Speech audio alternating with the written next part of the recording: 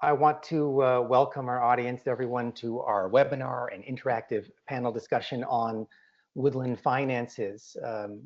Please note this session is being recorded and you will be sent an email with instructions on how to access the recording, hopefully by next week. So if you'd like to darken your screen, we invite you to do so. You'll notice also that your mics are muted.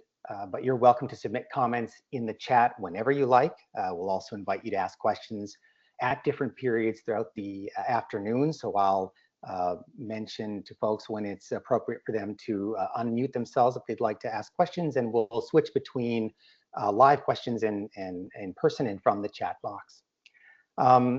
Please note this workshop is for informational purposes only. It is not intended as comprehensive tax, legal, accounting, business, or similar advice. And you're always recommended to get personal advice from an accountant or in answering these kinds of questions. I'll repeat that disclaimer throughout the day. Today's event is hosted by the Nova Scotia Working Woodlands Trust and by the Federation of Nova Scotia Woodland Owners.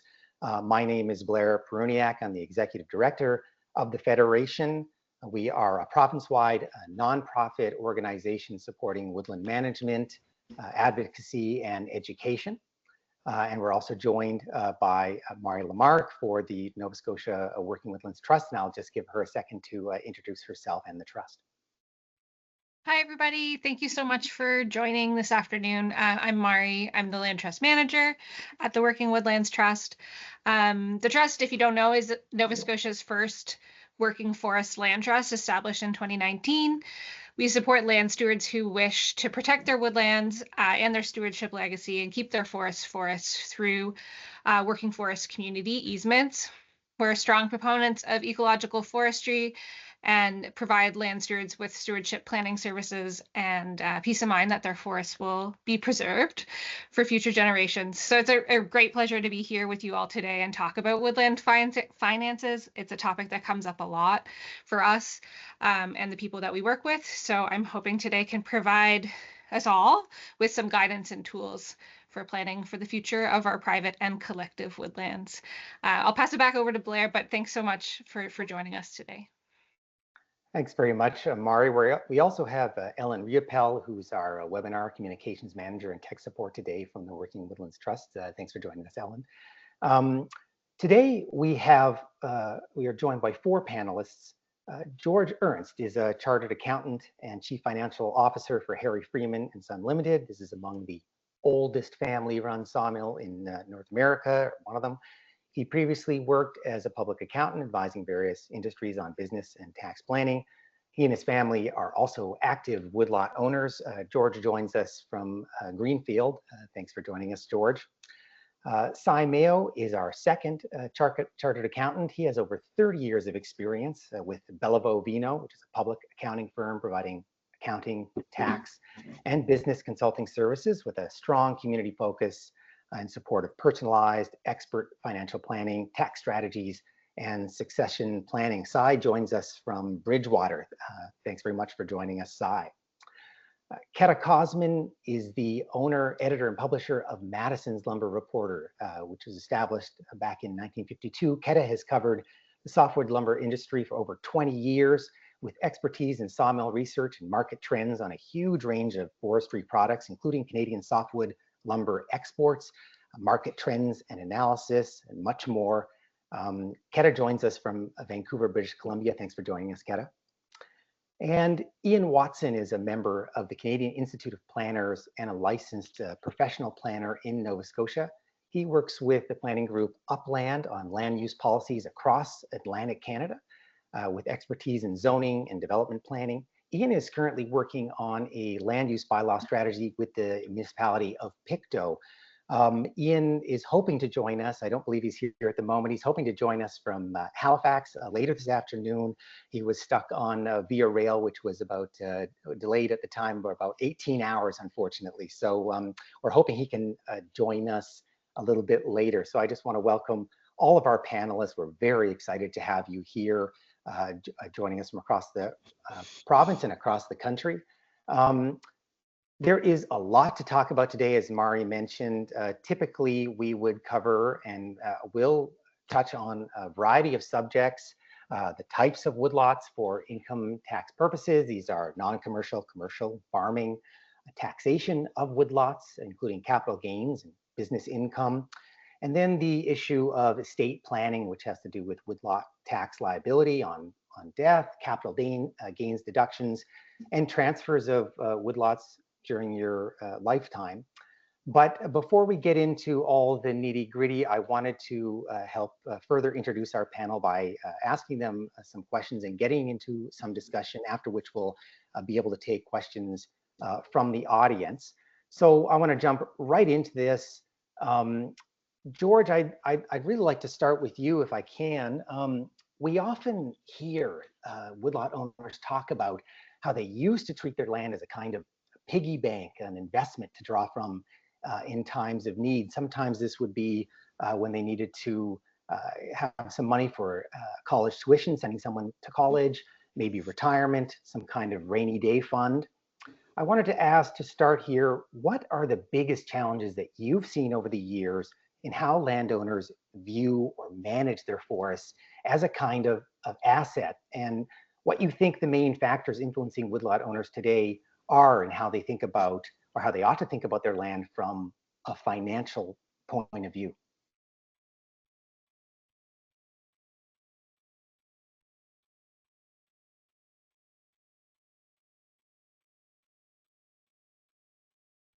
Sorry, I was struggling with my mouse there. That's okay. Thanks, Blair. So the first part of your question there on treating the woodlot as an asset that's a piggy bank, so to speak. I will comment quickly on that, in that I'm not a fan of that strategy, and the reason is, or sorry, one of the reasons is what we see happen a lot actually is you lose a lot of the value either in mortality, trees that have died and you don't get it's not sold for market, or reduced growth rates because the proper subscriptions weren't completed, that sort of stuff. So that buy and hold strategy I'm not a fan of. And so I just wanted to put that in perspective. We argue that actively managing your woodlot and kind of running it like a business, I guess, so to speak, is a good way to get the most value from it, financial and otherwise, because the forest is healthier. So treading on the territory of the foresters in our department here, but just wanted to make that comment. So as far as the changes we've seen, we're starting to see a lot more discussion now on intergenerational transfer, capital gains, transfer of ownership. And I think it's a function of, similar to other businesses in the throughout the Atlantic provinces, a lot of the woodlots are owned by the baby boomers, so we're in that phase of transitioning to the next generation. And then all of a sudden you hear of somebody, well, they had to report how are they going to transfer their woodlot to the next generation? How are they going to, what's this intergenerational transfer all about, and that sort of stuff. So quite often we end up helping people who've recently acquired land, coming up with a strategy as to do the right things for the forest, and long term, as well as cover off the tax liability that might be associated with the land transfer. Or how do we plan for the intergenerational transfer of ownership? And so that's the change that we've seen a lot of lately. I mean, you've always had your active landowners that have large land bases that are continually active every single year. But the thing with a lot of woodlots is that the transactions are infrequent. So you have to try to plan that as to how are we going to transfer that wealth? What's the most effective way to do it? And then as well, how do we time our treatments and our harvests and that sort of stuff to make sure that it doesn't adversely impact our their income, the personal income, and those sorts of things. So I think that's one of the bigger things is the planning around it. If the planning is done a little more proactively, it can mean a number of benefits financially, as well as quite frankly the forest as well. So Do you think a lot of people, George, do take an active planning, long-term planning approach to their woodlots, or is this something that you think you'd like to see a lot more of? my preference would be a lot more of. We have we have a couple of examples where people either might not do anything at all, and that's an educational piece, or they're unaware of what the value is or the potential is. They might dabble in it a little bit. So we've got the extremes. You've got the ones that know very little or just don't do anything with it, and then you've got the other ones that very actively manage. My bias would be to get more towards that actively managed, just because I think there's more opportunity for people to improve value, to plan for intergenerational transfer, and it's just better, I think, for for the economy overall, from a financial perspective. And the great thing about it is that you can still walk through your forest and still get some financial return from it as well. So Excellent. Yeah, that sounds like great advice. Sai, I want to turn to you now for a minute. A lot of people are just starting to think about doing their taxes or hiring a professional to take care of this on their behalf. Why do you think it is important to seek advice when considering how to manage a woodland property from an accounting point of view? And are there any, or what are the most common misperceptions you think you come across around woodland finances? Thank you, Blair. Just to give a little example, and George was just speaking about there, about a little planning before I get into that. Just had a client in last week, real life situation here, that dad passed away 2 years ago, did not have properties migrated, was not actively farming or processing off of that woodland, just, cutting little firewood here and there. Now the land's been tied up in the estate instead of being transferred to the spouse on a tax deferred basis, and not actively being reported as a commercial property, doesn't have a forest management plan, and trying to transfer this property now to the son who's living, who really wants it, but there could be a big deemed disposition on the fair market value that nothing was planned for. So as George indicated, though, planning and having these, just sort of holding things and not actively managing and talking about estate planning and what your future is going to bring could end up costing these people a big tax dollar when the disposition actually takes place down the road, right? So, everything George just spoke to is very important. So, to that point, preparing your taxes and that sort of thing, good idea to talk to somebody about the consequences of what you're doing. If you're just cutting a little bit of wood here and there and using it, as you said, as a piggy bank there prior to this example, you may be better off reporting that income, deducting a few expenses, helping set your property up for the long term, where it could be an intergenerational transfer that might be more tax efficient down the road for yourself as well. So very important to sit and talk to somebody that knows a little bit about how to handle a woodland property and make sure your tax situation's set up properly. Right? So yeah, I think that's really important. I was going to say, in terms of the question about common misperceptions that you come across, when you're speaking, one thing that comes up for me is I wonder if one of those misperceptions is just not needing or not feeling the need to reach out to an accountant because of a misunderstanding about how complex the woodlot tax situation really is in the first place. Is that something you sort of come across there, sort of hesitancy to or misunderstanding about that? Yeah, definitely. And sometimes it's, well, I only cut enough, but the expenses I have would offset it, so there's no need to report it because there's no income. But by doing that, reporting it, if there's no income to pay tax on, that's great. But it could help you set yourself up down the road for this intergenerational transfer or property to a loved one or siblings or children and that sort of thing that may make everybody's world a whole lot better on somebody's death if it's planned out and properly set up from the start. Even though it may not be big numbers, it may be small to start, but as you manage that plan, as you could have some of the hurricanes we've had here, some of the weather we've been getting off and on throughout the province in the last number of years has really destroyed some properties in this province. So some people's woodlands used to look pretty good and now they don't, right? So starting out early, having those conversations and could lead to a very, very significant event on death that might otherwise be taxable or may not be taxable if it's planned out properly.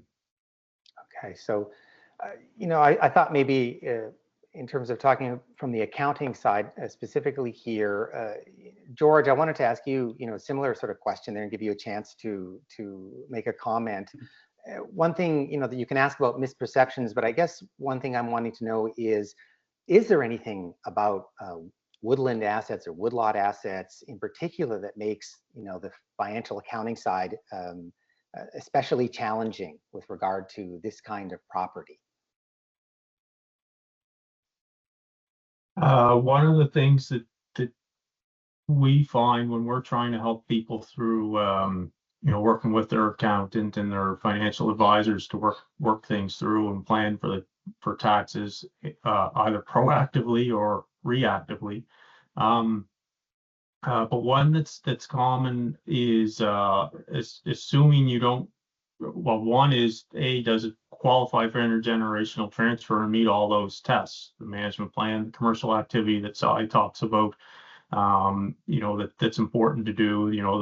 The evidence of reinvestment, that type of thing, and actually having that stuff documented. But the other one, if we don't meet that branch in the road, I guess, so to speak, the other one is finding a cost base, and and I'll dial in on the big numbers because with a disposition, whether it's deemed through a death or a transfer or through a sale, the big tax consequences often come as a result of that, and because it's a bigger number. And one of the things that we often end up doing some work on is trying to come up with what might be a cost base. So when did the person and how did they acquire it? When did they acquire it? What was the value when they acquired it on? And what work do you do to try to come up with a reasonable cost base? Because that depletion number or that cost base can significantly lower the tax bill. And what I mean by that would be, when you inherited what was 10 years ago, what was the value there, because that growth or that revenue or that value change can be reduced if you've got a cost base to allocate against that. Not to get too deep in, so I can probably elaborate and explain more better what I was trying to explain. But Did you want to comment on that? Thanks a lot, George. Yes, I certainly can. That was actually as soon as he mentioned it, I was like that example I gave with the brother and sister last week. One of my first questions is, so how did your father acquire this property? Did he buy it? Did he inherit it from his dad, grandfather? Who? And he actually received it from his grandfather to his dad, to him, or to now the siblings. And it's like, okay, so how do we determine that cost base? Going back and finding out that, whenever somebody passes away, there's a deemed disposition, as George mentioned, and it's at the fair market value. It's not an assessed value. It's at fair market value, what that property is worth in the open market. And every time it transfers hands, if the intergenerational transfer isn't used, that number gets set by every transition from one generation to the next. And so it's very important to, as George said, to go back and find out what that is, because it could help reduce whatever that disposition is on death by somebody, right? So, and it's a very difficult thing to find out because nobody thinks about determining that, because I think I told before we started the panel here, back in the day, everybody just went to a lawyer, transferred the deed over into the kid's hands, and no disposition was reported. Even though it should have been, there was never a disposition reported. So nobody really has a trail of where that value is, right? And it's hugely important. To one of the first questions we would ask is, okay, so what's the cost base? It's pretty easy to determine the fair market value today because you can talk to people and get an appraisal done, but it's very hard to go back 20, 30, 40 years and find out what that value was at that time. Can be done, but it's a lot of work. Yeah, that's really interesting, in part because of the intergenerational transfers that you folks are talking about, and which are looming in a big way across this province. Anyways, the tax situation seems to, based on what you're saying, has changed a lot. So the assumptions that we might have had with respect to how to do our taxes or what to think about is changing over time. So I think that's a really important point that I'm hearing come across here. I'm also getting a sense of the complexity already, just digging into a couple of examples here, and I'm sure many folks are already starting to make notes as I am, and probably could pepper you with a lot of questions. And I do want to make sure we have a lot of time for the audience to ask questions as much as possible. Before we get into any of that nitty gritty, I want to turn to Keta for a second here. Keta, you've been tracking lumber markets on a large scale and a lot of this data for decades. What I'm curious about here is who are the primary consumers of all the information and data that you track? And do you think this information is important for woodland owners to follow? Sure. So the the subscribers are the sawmills themselves, the ones who actually make we do softwood lumber. We are going to be adding hardwood prices. We've got asked by the Hardwood Lumber Association in the US to start tracking hardwood lumber. It's going to take a while to get that data. So the softwood lumber generally goes into home building. And the subscribers are the sawmills themselves who make whichever range of the commodity. And then things like, transporters, the railways, the banks, universities, libraries, analysts, investors, and wholesalers. So the ones, reloads who purchase from the producer and sell out into the open market. The data is Canada and US. The softwood lumber is North America wide. So we track, east, west, south prices, 500 individual softwood lumber and panel commodity prices every week. Like Blair said, since 1952, I'm the third owner. So it's really anyone, it's both sides. It's anyone interested in the home building, housing construction, or like on the demand side. And then the supply, the supply side with the producers or the wholesalers. And generally speaking, it's Canada, US. We do have some subscribers in Japan, Europe, other places, UK, but almost all, and it's about 50-50. It was 2/3 Canadian, 1/3 US when I took over the company in 2008, but I really expanded into America as things matured and the market got everything got closer together. And so that's where we are right now.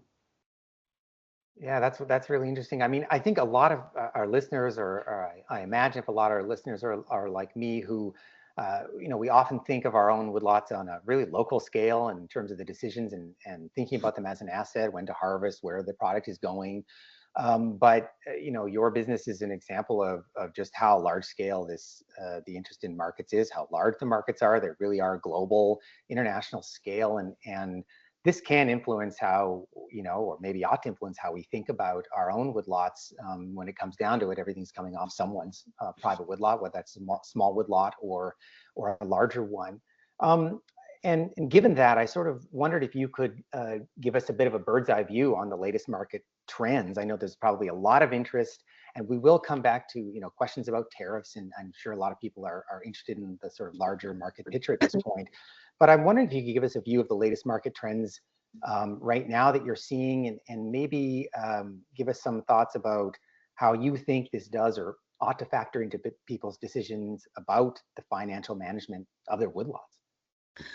Well, so we came out of that extreme volatility that everybody knows during the COVID and disruption to society, and then following that, the atmospheric river in British Columbia that blocked transportation for quite a while. And so during that time from 2020 to 2022, the softwood lumber prices reached a completely unprecedented highs, a combination of circumstances that I would not expect to see again. It's important to note that the volumes were not that good. So prior to that, the US housing was muted. We had that crash from 2006 to 2017 caused by those zero interest and negative interest mortgages, during which time, especially in the first few years, especially British Columbia sawmills kept producing and shipping lumber as if it was still 2004, 2005. They kept the price down and the volumes were enormous and nobody was buying. So the price was flat for that decade. So the question everybody wants to know since, 2023 is, what is the new normal? And they ask that about more than just lumber. So there's a couple of things is that one is we will never see that $250 US per thousand on your basic 2x4 Western spruce, because the cost of production has now almost doubled. And this is in combination with the restriction of the timber supply due to the mountain pine beetle and the fires. And so we were able to see, especially last year, but also in 2003, a more stable trend line of lumber prices, not just Western spruce, Eastern spruce as well, and Southern pine, giving a better view following first the downturn and then the spikes. And so the floor, or the sort of like bottom price for that benchmark Western spruce now is somewhere around $445, around where we are right now. So one of the reasons we can see that stability is, again, because housing, and specifically US housing, is by far the largest consumer of softwood lumber. And the question of where our interest rates was making everybody nervous. Sorry. Excuse me. It's morning here. So now that we see interest rate either just stabilizing or potentially in Canada started to go down, people are diving back into housing, and there is a pent-up demand. The US is underbuilt, Canada also. Demographics keep marching on. So the age of people coming into first-time home buyer does not change. And as was mentioned, the storms that keep going around, there just was flooding in like Kentucky this weekend. This is bringing a different cycle to the seasonal home buying and lumber buying that we used to see before. So the kind of isn't really a season anymore. When, a couple of weeks ago, California announced that they cannot rebuild LA without BC wood.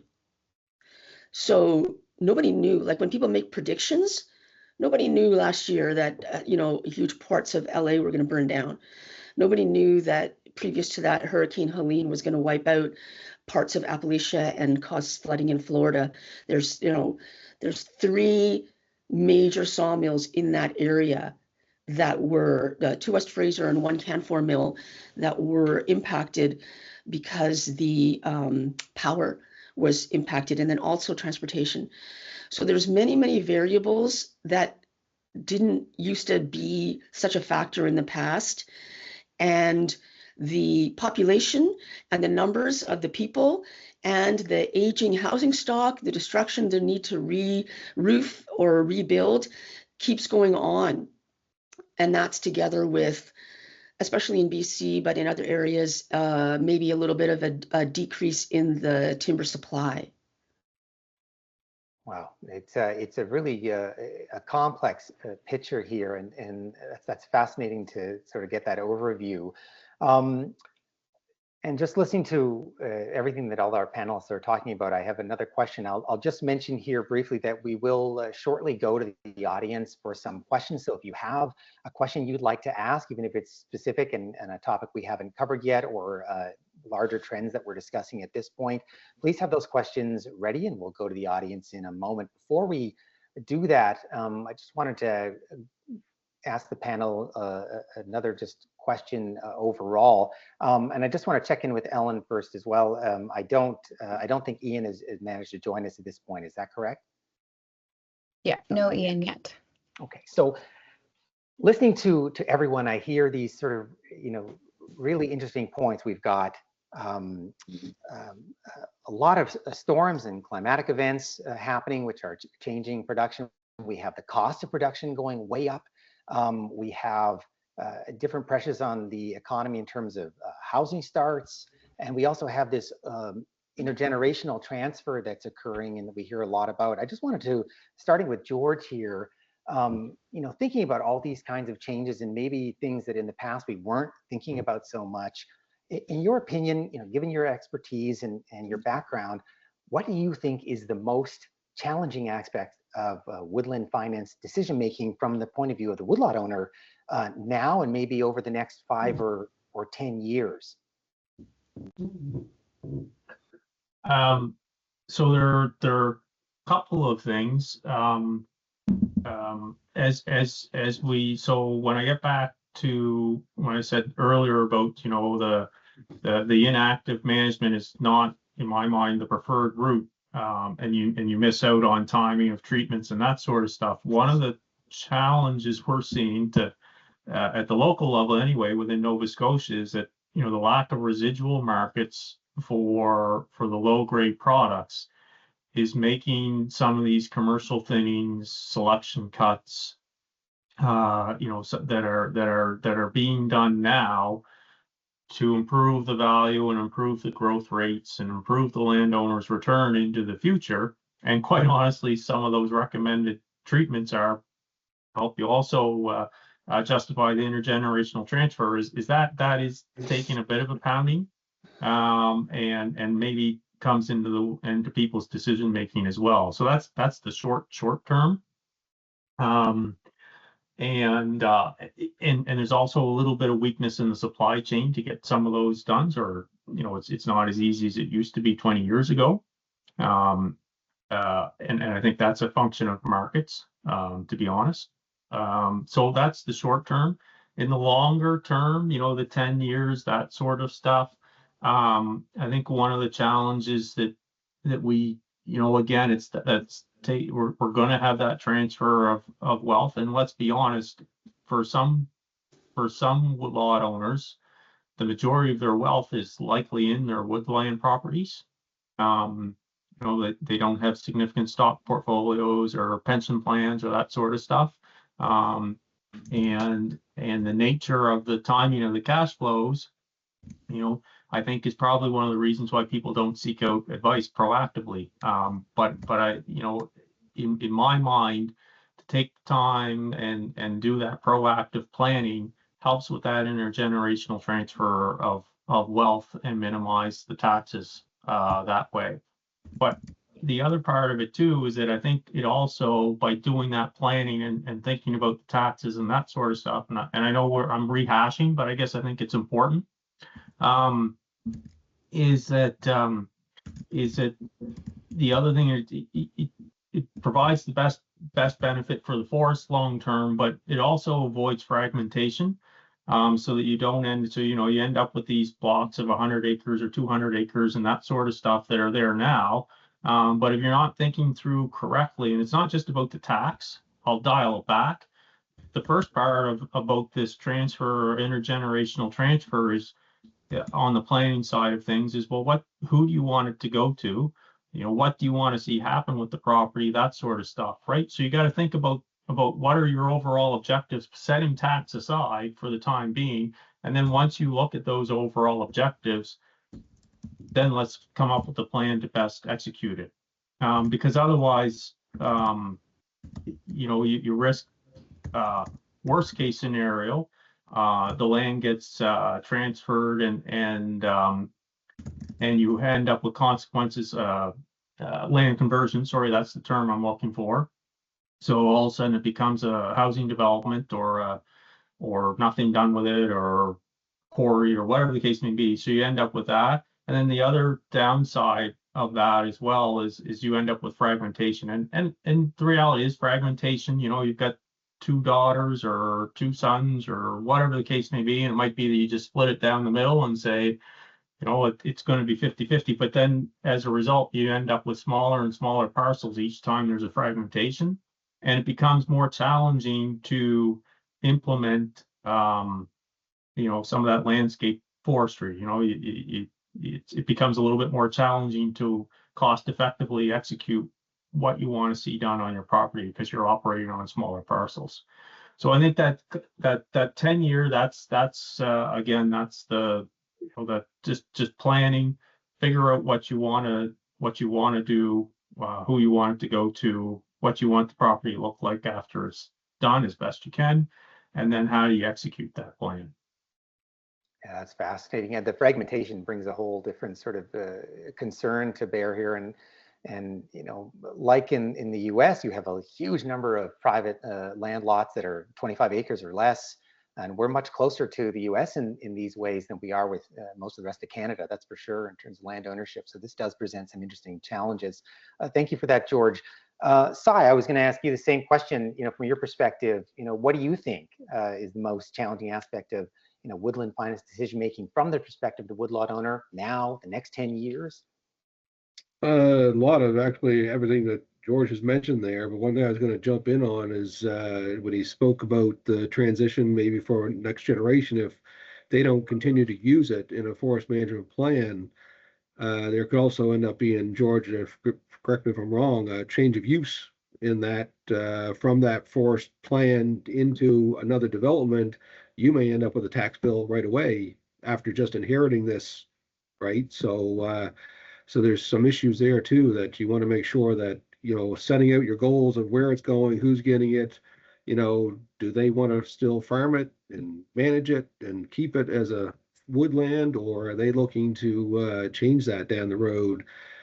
Some of that could be in this planning process now too, long term as well as you get going. And that's some of the other things to keep in mind when you're transitioning property is sometimes there's a few other things if you change the use of that property too, right? Okay, that's interesting. And also just to jump in there, Blair, on financing too. I don't know, George, have you seen with the banks, people financing property purchases and that sort of thing? I know the banks don't like giving out money to buy, you know, building lots and those sort of things, but are they the same way in the woodland world? Yeah, the banks are not a great call it timber finance entity. Yeah. So where we see some success is with the Timber Loan Board, for example, and Farm Credit Canada. Yeah. Those are the lenders that probably make the most sense for any of that. Yeah. And I would imagine that would be based on having plans in place, and it would help support that as well too for future down the road generational things. I agree. Yeah, exactly. I mean, like any other business, they're looking to see what the potential cash flow is in order to service the debt and or provide security for their investment as well, Yeah. because they're loaning against the property. Yeah. Yeah. That's fascinating, and maybe one of the big points I'm hearing from Cy there in that exchange also is just one of the challenges we're looking at in the future is just getting people to plan better, make sure they have both a planning in terms of management planning for their woodlot in the first place, and bringing that into longer term decision making and getting in touch with folks like yourselves to work through some of these problems, which are, as we're hearing, super complex and really in need of professional advice. A lot of great points there. Keta, I wanted to ask you the same question. I know you work with, in a province that has a very different context, as I just mentioned. It's vastly, Crown-owned land, but there are lots of woodland groups, and you work with small private woodland owners as well. From your perspective, what are these decision-making challenges now and in the future, sort of leaving aside, which we'll come back to, the issue of tariffs in the most recent crisis? What's your take on that? Right. So just real quick about what the two fellows were just saying regarding the use. Definitely things are changing, and for the private woodland owner, I've gone to a lot of timberland investment conferences in the US.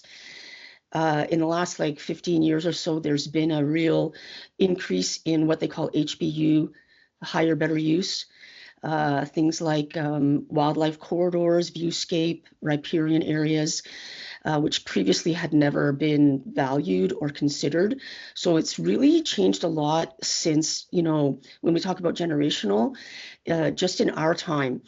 And the other thing that happened, just real quick, the other thing that happened in the US is a rolling up of when we keep talking about these smaller lots. So about 15 years ago, until about 10, 15 years ago, the investment landscape had what was called TIMOs and REITs. And over this past decade, the TIMOs have been rolled up into REITs, so larger collaboration of areas, which are then monetized and valued in different ways, including this HBU.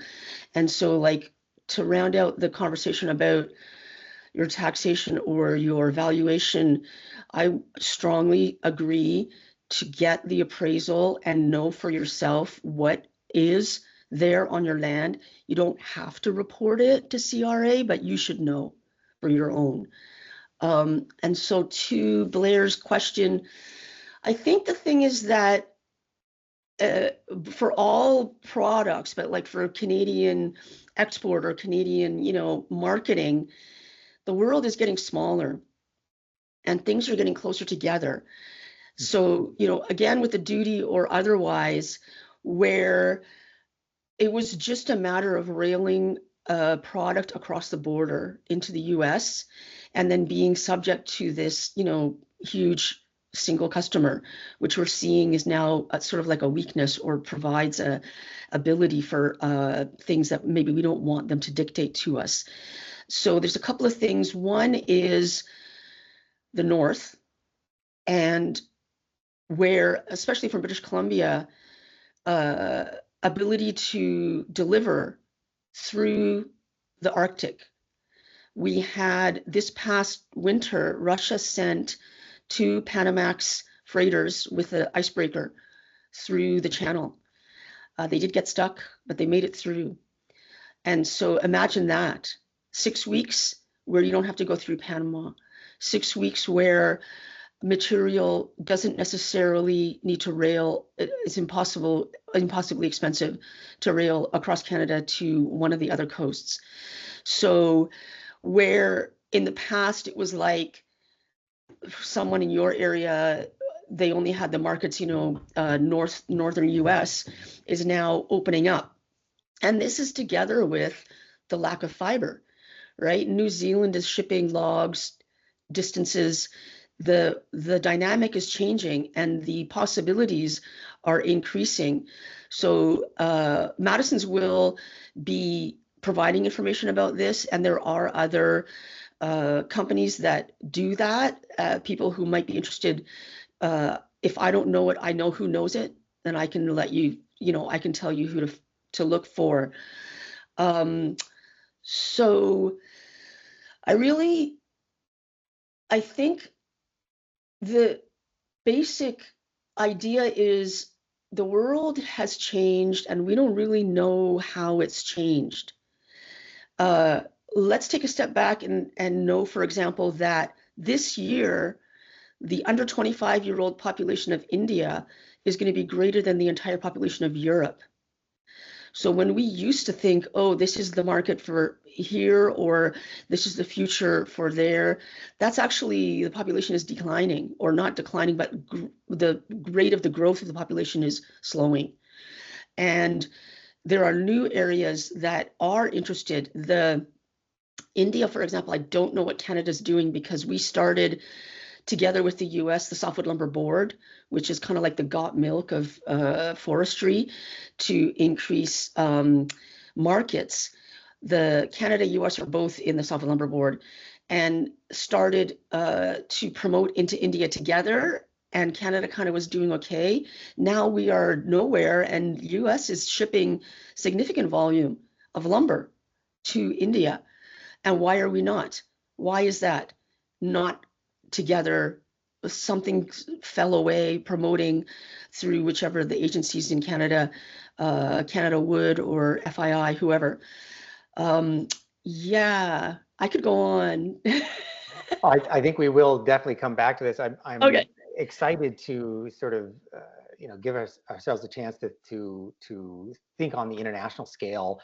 One of the points that you're sort of talking about here is the emergence of new markets, whether that is market values for woodlots that maybe we hadn't thought so much of before, and new markets opening up in terms of where products are being sent or the volumes that are being sent. This is all of this has effects on the local economy here in Nova Scotia, or could.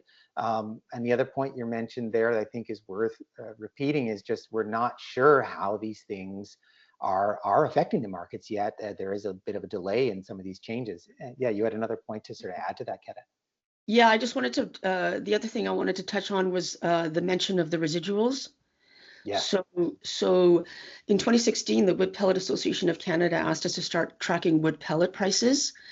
This is something that has a bright future. Everybody knows here that forestry is the only sustainable, renewable resource. And we now have technology and ability to fire and co-fire pellets for industrial and commercial purposes. So there's a few things that are up and coming. The engineered wood, the advanced building materials, the cross-laminated, the glue lam, all of this, that can be hardwood or softwood. And the energy from wood, where previously the market was small or it was too prohibitively costly to extract for what you were getting, is all starting to come on. And the value chain, as was mentioned, where previously a woodlot owner maybe just only was able to sell the logs, there's more to it now. And that's another thing to watch. Okay, that's really interesting. I think it is worth mentioning too. I mean, we've really just jumped into the deep end with all these discussions. I think that's a great place to start, though, actually. And I hope it generates a lot of questions from our audience. And I want to turn to the audience. I think it's worth mentioning, though, that there's a lot of stress and anxiety about these markets and the changes that are occurring here, whether it's the climate or the market, or tariffs that we're going to be discussing in a moment here. But one thing I'm definitely hearing, and one of the reasons that we're all here, is because the sustainable resource that we have is an extremely valuable asset. No matter what you are interested in or how you value your woodlot, it is extremely valuable and worth understanding and getting advice on for yourself and for future generations. So I think that that's a very positive thing to emphasize throughout. Before we go into the question period and turn to the audience here, I just want to emphasize our earlier disclaimer that the workshop here and any advice or any responses, I should say, that you get from our panel is for informational purposes only. None of this is intended as comprehensive tax, legal, accounting, business, or similar advice. So I please just want to emphasize that. as we turn to the audience, which I'd like to do now. And I'm sure our panelists are excited to sort of hear the kinds of questions that you folks have, and we'll do their best to answer them. Maybe what we'll do is we'll just ask the audience if anyone has a question they would like to speak to on an open mic. You can go to the top of your screen on the right there. You'll see the mic symbol. If you've been muted, you can unmute yourself. And feel free to just jump in and ask a question, and we will try and stick to one or two of these. If there are no questions, we'll go to the chat bank with Ellen there. Does anyone have a question that they would like to ask one of our panelists or all of our panelists at the moment here? Yes, I do. Please go ahead. Could you please describe the process or the criteria that are necessary to use the intergenerational land transfer for a small private woodlot?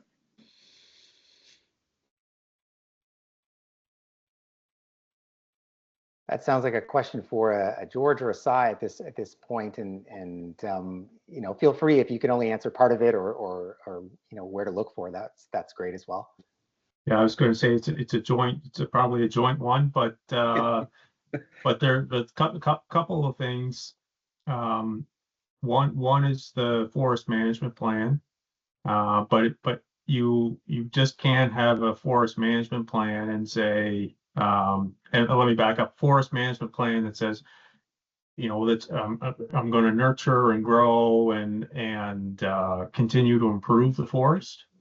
But you also need to execute that plan. You just can't take it and put it on a shelf, which some people think that you can. Oh, I just need to get the forest management plan and be done. As Cy indicated earlier, you know, you need to have some commercial activity, or you know, in order for that to happen as well. So again, if nothing's been done on that woodlot, and then you just say, oh, I'm going to get the forest management plan and say it qualifies, it doesn't, or most likely not. So you want to have that commercial activity, and you know, you got to also, as I indicated earlier, it's not just the commercial activity.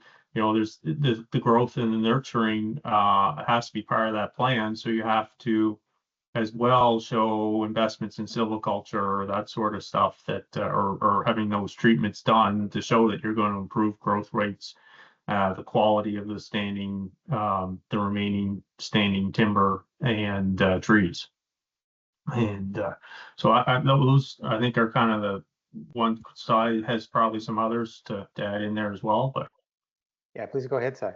Yeah, that would be the basics of it, but it's just showing that revenue stream, the commercial activity, like you say, George, it helps with the growth, shows the growth potential of the property in the future, and just establishes the whole situation. And you know, you reach out to people that have a background in forest management, providing forest management plans, which I know, George, you guys probably have a list you're reaching out to any of the sawmills across the province, would probably have a list.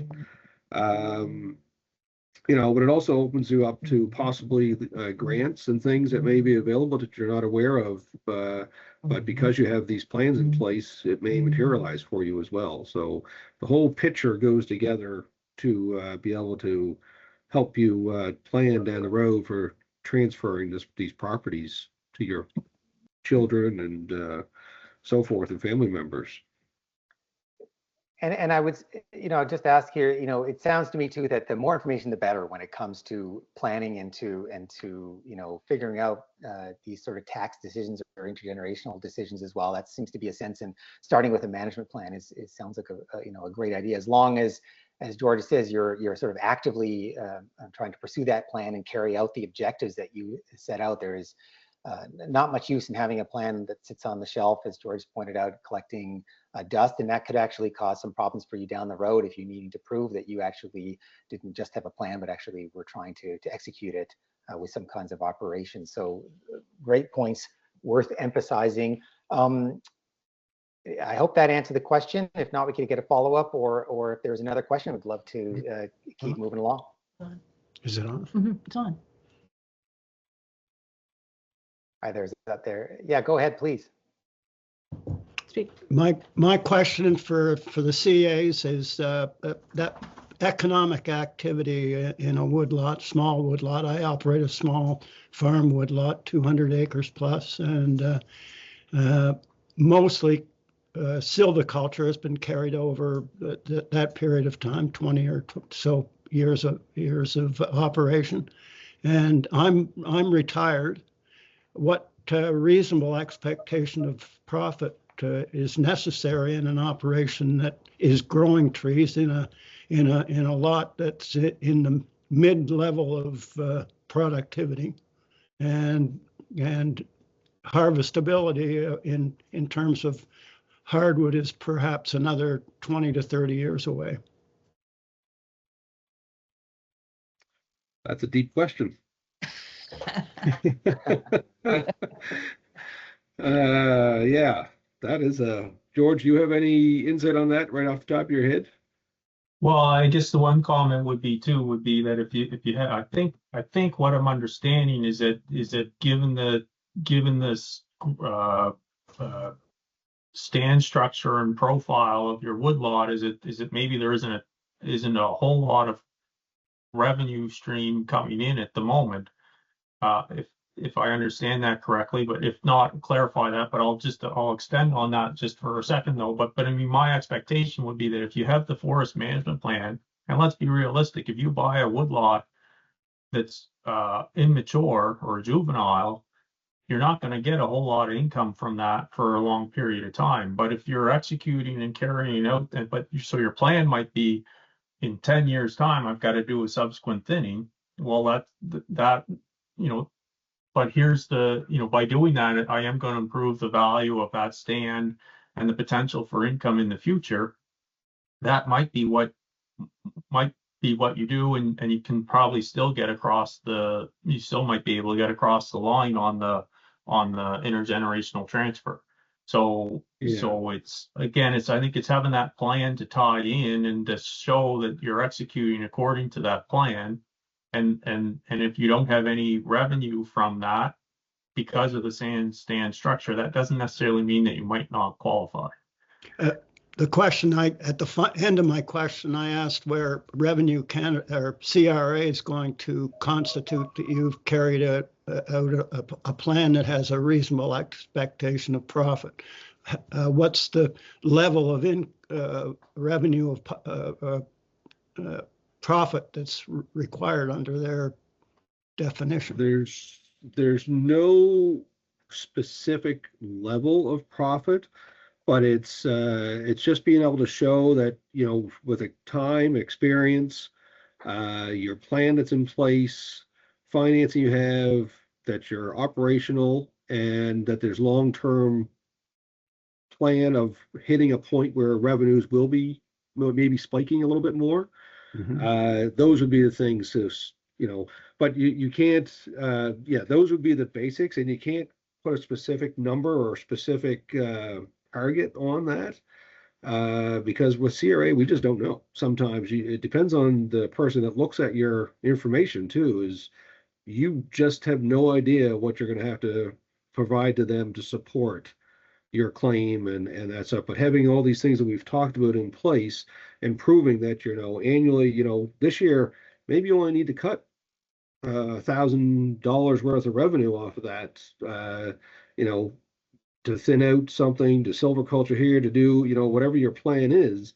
You may not do much in this year, but in 2 years' time, you may have a part of your plan is that for the better growth of this stand of timber down the road in 20 years to generate some significant revenue off of it, you may have a cut in 2 years' time that might be substantial, and you might end up with a healthy bottom line, right?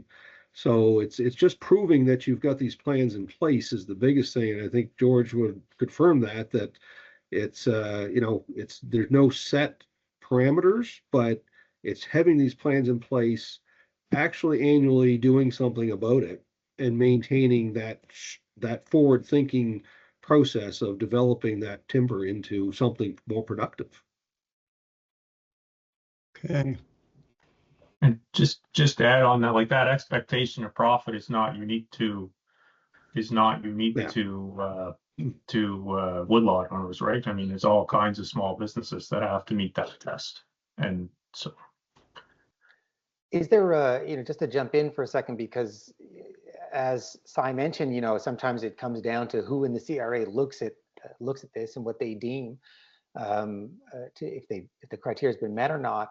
Is there an appeal process if you're rejected that you can reapply and add further information or context to help influence that decision again? Most definitely. You always have, whenever you get assessed, wherever there's an audit, there is a process of objection, or, that you can go back and try to submit more information and prove your point and argue away that their decision. Yeah. So you would be able to do that, but you got to make sure your ducks are in a row, and having those, as we started this whole conversation today, starting that plan earlier and developing those things over time would help negate some of those conversations, right? Yeah, better to not have to go through the appeal if you can put a good case forth in the beginning. I think that's good advice. Yeah, but most of my experience with auditors, that if you have the supporting documentation and can provide here's the plan with things, usually they're fairly reasonable. I mean, there's the odd cases where you provide information and they just ignore it, but more often than not, as long as you've put the time and energy into developing something, especially with this type of woodland properties, and that they're usually pretty reasonable and supporting what you're reporting, and everything's fine. Like, it's not they're not unreasonable in the process, as long as you've done your homework. Okay, yeah, and it does raise a lot of specific questions I'm sure people have about what exact information that they should provide in order to influence that decision. And I was going to ask just Keta briefly, in terms of the larger market picture, I'm wondering, is there information that that you have, or that you deal in, that it might be helpful to add to those kinds of claims for CRA or whomever? Right. And so, like I said earlier, we've been asked to start tracking hardwood lumber prices. We're also looking at log price data. So since 2018, we have a newsletter, BC Coast Log Prices, which is the private timberland owners on the BC coast, specialty items like your cedar and Douglas fir, coming off a very small amount of land compared to BC timber sales, but it is transaction-based data at the Vancouver log market. So it's not what the Lumber Coalition keeps complaining about. Canada is not a market-based. The provincial timber sales is not market-based. And so what we don't have in Canada, the BC Coast Logs is the only log price data available that's not from government, but we are going to be putting that information out. It's going to take a long time. We're working in BC with the woodlot owners, the community forest, and the First Nations, which sounds very similar to what you guys have, with just little postage stamps, they call it, all across, disparate. Some are not really managing or interested in managing as a merchantable timber. Some want to keep it recreational. Some are harvesting. Some have their own sawmill. Some sell to the sawmill. It's all over the place. So again, as time marches on and the world shrinks and opportunities open up, data is important. I did send to Blair a report from Deloitte on New Brunswick. It's been a few years. They used Madison's lumber prices and did a sort of like backward engineered, or whatever you call it, to give an estimation of, I think it was 5 sawmill or land owning. This kind of thing, it was the province of New Brunswick that asked Deloitte to do that. That's where I think at the moment that kind of data information should come out. There is reluctance, partly out of fear because of the duty. They don't want to give too much information. But on the other hand, you need to arm the industry people with the data that they need, like you guys need to do the work. And parts of the world that are, Canada's young, parts of the world that have been doing this longer, America, Germany, Japan, they have this data. And so from the land base, the timber, the lumber, the energy, we should have this information from whatever the source, because that's how you will, this is a long-term, timber is a long-term play. 50 years is not that long. So that's kind of where we are. We're in this like a little bit beginning for more detailed where it never used to be necessary in the past. Okay, yeah, boy, that's a lot. I think that, one of the points you're raising there too is just where to find access to this information. You say there's some coming out of New Brunswick, or there had been. We don't really have access to that, and other countries do. Even when we're just talking about basic concepts here, I'm looking at one of the comments in the chat, and I just want to draw attention to that quickly before we go to Ellen and read some comments in the chat, because I think this is probably common for a lot of people here. Somebody asks, is there a basic guide to all the different terms in use? Because I don't really know what a lot of them mean, things like cost-based, deemed, disposition. It'd be good to be able to study the terms being used to understand the situation my children, my sister's children will face as tenants in common, or another technical term, actually, tenants in common. So I want to acknowledge that comment, and when you have the level of expertise that our panel does, you end up, you're so familiar with these terms. So if you do hear a term that you don't know, I hope you'll reach out to us. We will also, we were talking before we started the presentation about resources that people could look up, and the department, I think Sai had mentioned, used to have a sort of tax course of study that you could sort of like a plan study guide that you could look up and learn some of these terms. We are sort of trying to track that down, and we can talk to the department too about where that is, or if that's relevant here, and send that out to people. But yeah, there are a lot of technical terms, and if you have questions about specific technical terms, please feel free to ask now, and otherwise we will try and track down resources.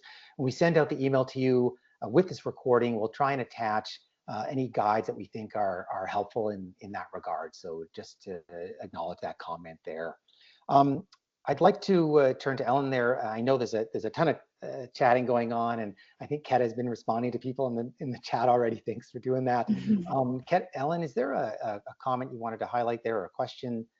Yeah, I just, before we move to that, I noticed that Sherm had his hand up as well. So Sherm, excellent. Did you want to unmute and ask your question?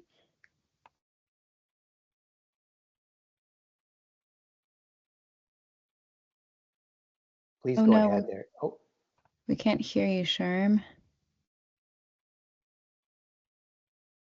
At the top right hand, you'll notice there's a mic symbol, and if you click that, it'll either have a line through it indicating that you are not on, that you're on mute, or if you can withdraw that by just clicking on the mic there, should be able to hear you. And sometimes if that doesn't work, if you go to the drop down and if you can find more audio settings, just make sure all your permissions are on through your computer. No, I think he clicked it twice because I saw it come up. Can you hear me? Yeah. Yeah. Now you can hear me? Okay. Please go ahead. Yeah, I've typed the question into the chat box as well, but seeing we struggle to get on mic. Regarding woodland revenue streams, we've been talking about timber, lumber, logs, residuals, etc. Could you please comment on the status of carbon markets as a woodland revenue stream?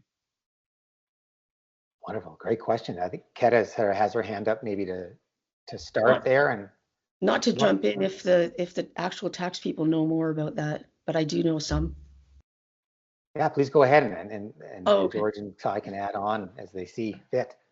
So the thing with the carbon credits is it's, as I refer to it, the other side of the ledger. You don't get the money of what is the value per ton. You subtract it from what you owe. And for timberland, in the carbon equation, there's a couple of things that people need to understand. The first thing is there has to be additionality, which means you have to defer a harvest of something that was already being harvested. So if you have a stand that hasn't been utilized, you can't get carbon credit for it. It has to have been in rotation, and you have to commit for 10 years. So it's deferring a harvest that was previously being utilized and for 10 years.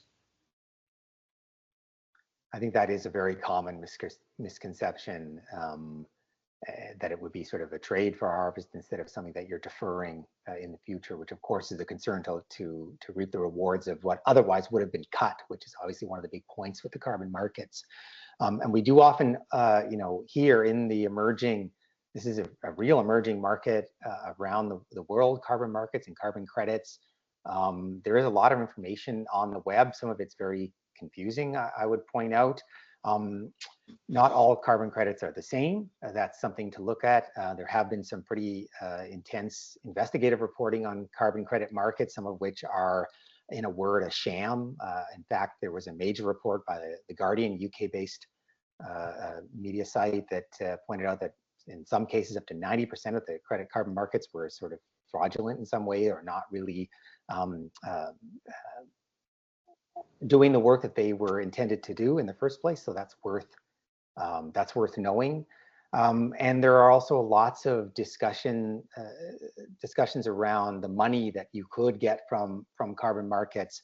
But as Keta pointed out, it's not necessarily as straightforward as that. So that's a great question there, Sherm. Was there any follow-up from Cy or George on the carbon market side? Or are you hearing a lot about these markets, or are getting a lot of questions from your clients with regard to these? I have no experience with that as of yet. So sorry, I don't have anything to add to that.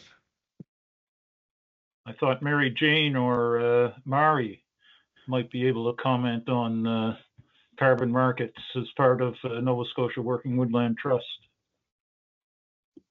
Yeah, I can comment.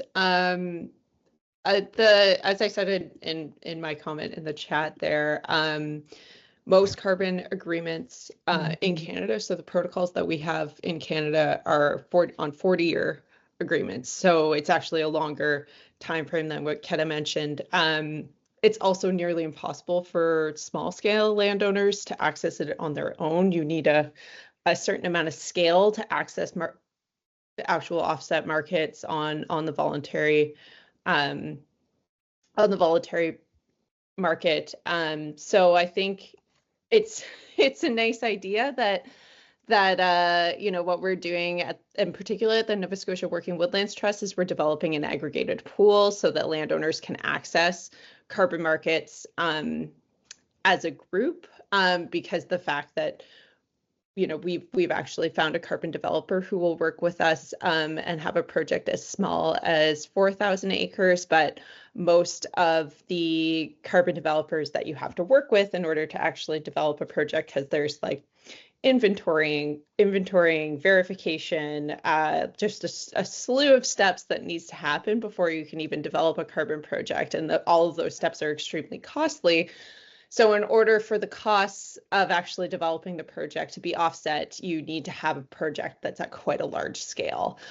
So it's really not feasible for a landowner who has, say, 200 acres. It's also very challenging from a tracking perspective, when lands change hands, how to ensure that those carbon values are going to stay on the property. So just because a landowner has benefited from a carbon sale in year kind of 1 or year 5, that doesn't mean that necessarily those access to markets are going to be in place, for the person who owns the property at year 35, right? So what are the incentives for them to continue those actions that were proven as additional in order to actually market the carbon offsets.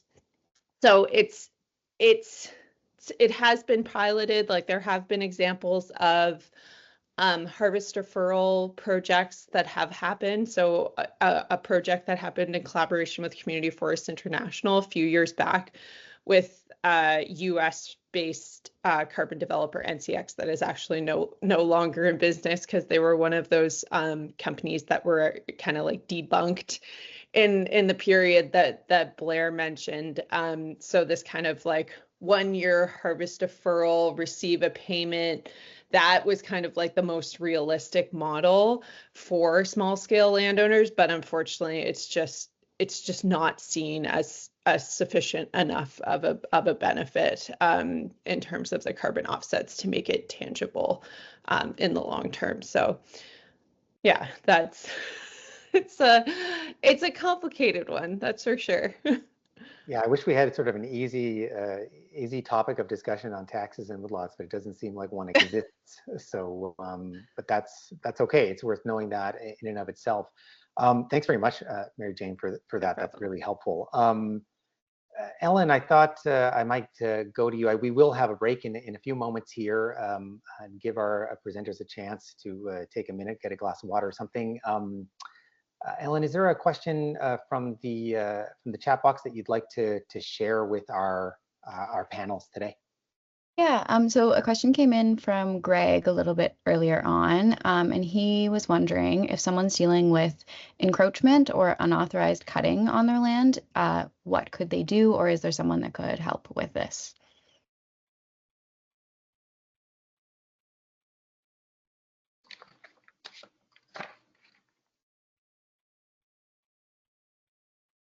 A little bit outside my area of expertise, but I mean, you certainly want to, and I did see something on the chat box there as well on, that what I would say would obviously the proactive way to manage that would be to make sure your lines are up to date and that sort of stuff, and then that of course should be documented, because that helps showing activity on your woodlot that's maybe not commercial, but it still shows activity. So, but if you get into the place where you have that, obviously you need to notify the person that's encroaching, talk to your lawyer, and I do know that there are methods for them to calculate the damage that's been done and that sort of stuff. But I think it'd be more of you want to act quickly. So probably more of a legal route than an accounting route, but. Yeah, it's a really good question, and one that comes out a lot. Also, we hear in the news and hear just on the ground stories of people doing this. This is very troubling for whatever reason. One thing that we can do is send out a document that was created by a woodlot owner who was also a lawyer, Ian McLean. He has some information for woodlot owners about this particular instance, about the unlawful cutting of wood, which is in this case pursuant to Section 40 of the Crown Lands Act, or in a private case, it might come under the criminal code. I can send that out to take a look at. It depends a lot, obviously, on the circumstance, on the loss that one may have incurred, or the extent to which you went to prevent this kind of loss in the first place. But not being a lawyer myself, I obviously can't offer any advice. And just as with the accounting advice that, or the accounting expertise, excuse me, that we are hearing today, you always need to go to a lawyer to look at the specifics of the case, I think, and we'll just recommend that here. But I will send you this document, and you can read through the advice that Ian McLean has given to woodlot owners, which is very useful, and I'll give you a sense there. It's a good question.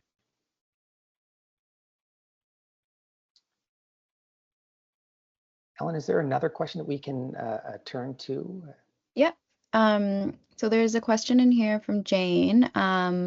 If landowners can't get work done because of lack of harvesting contractors interested in small or modest partials harvests, as specified in small acreage management plan.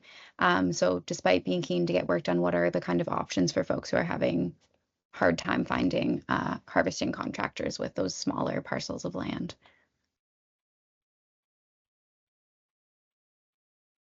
And I'll just add too, like as people are typing questions, if you want to put, if it's for a specific panelist, if you want to include that in the question too, that would be helpful.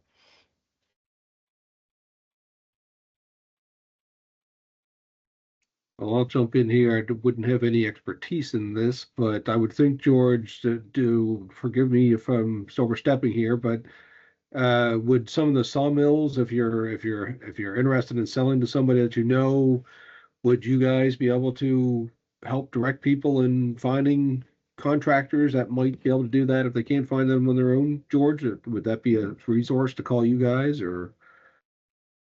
Yeah, definitely. I mean, we've got examples of where we've met with woodlot owners and you know, met with their, you know, help them with their planning, so that they can start develop the plan, and as well on the size of the operation, we try to tailor the right operator with the right size of the property, that sort of thing. So you know, for example, like our own woodlot or my own, you know, our family's own woodlot, right? I mean, they're not all 100-acre woodlots or whatever the case may be. Some of them are smaller, right? So it's, you know, those smaller harvests can happen and they can be economical. You might not get the same price that you can on a bigger acreage, just because it costs, you know, you've got your floating costs and all that sort of stuff. So you need to manage your expectations accordingly, but they can be done.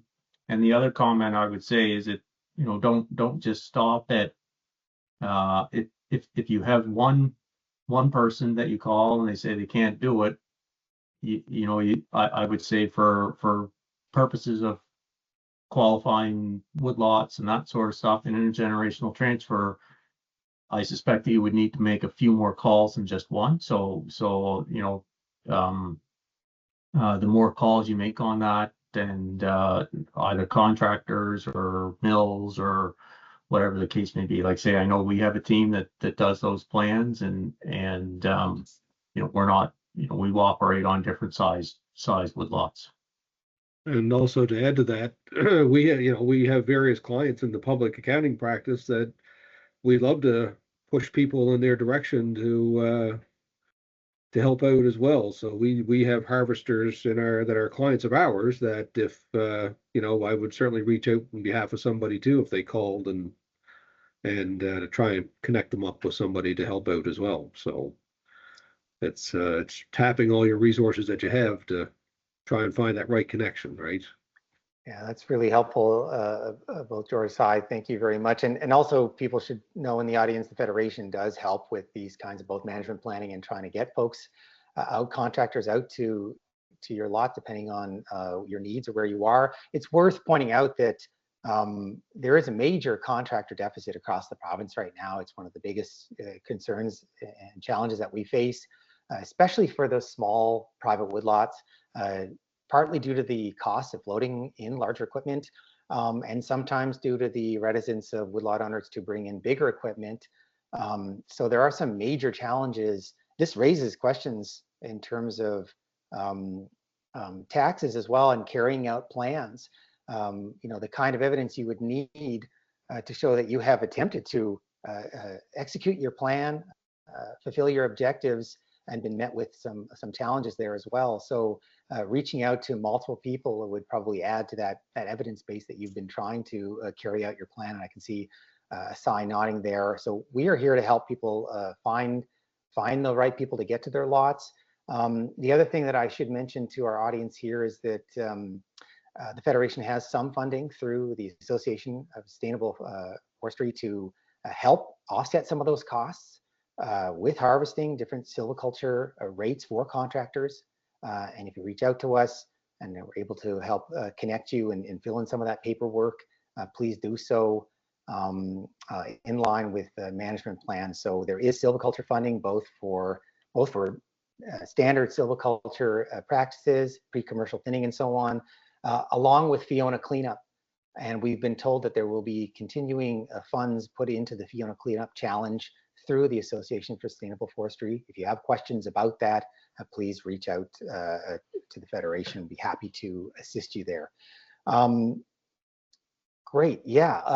I wanted to acknowledge that we've sort of reached a sort of a half point here. I wanted to give our panelists a break, as I mentioned earlier. So what I would suggest is I have on my time here about 2:28. If we could take a short break and return here at about 2:35 or so, you know, 5 or 10 minutes, give people a chance to stretch their legs and get away from the screen for a minute, shovel your driveway, whatever it is you need to do in the next 10 minutes, and we'll return here. And when we do return, we'll be talking about some of the thornier issues, getting into some more details and diving into a little bit of speculative discussion about the US tariffs. I know this is on people's minds, and I'd like to get some reactions from our panelists about this current crisis. So please join us in a few minutes, and we'll see you after the break.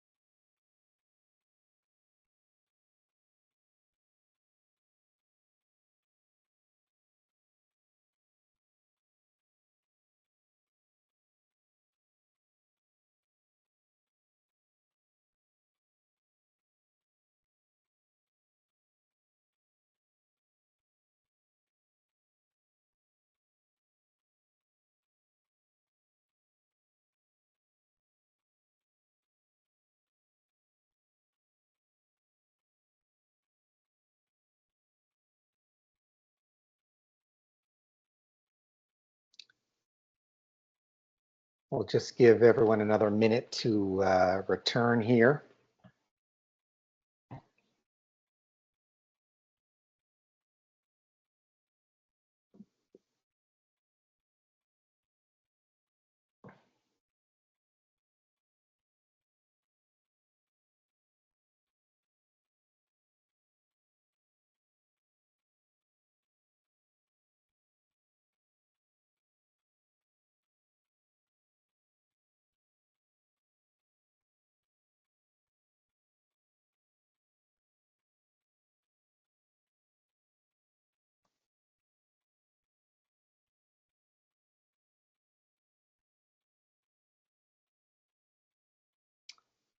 Mari, are you there? I'm not seeing you on my screen there. I'm looking for Mari and Ellen. I'm here.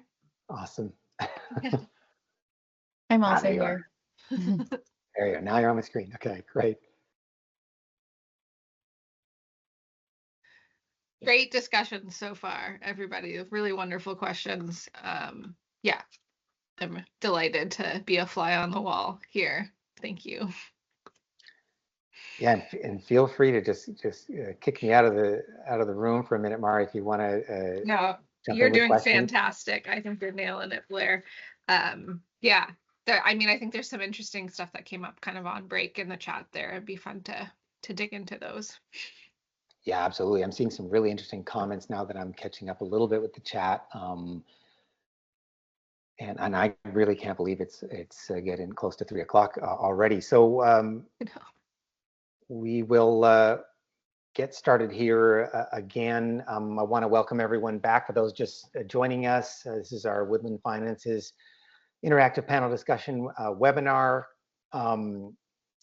This is being recorded, and you will be sent an email with instructions on how to access this recording by next week.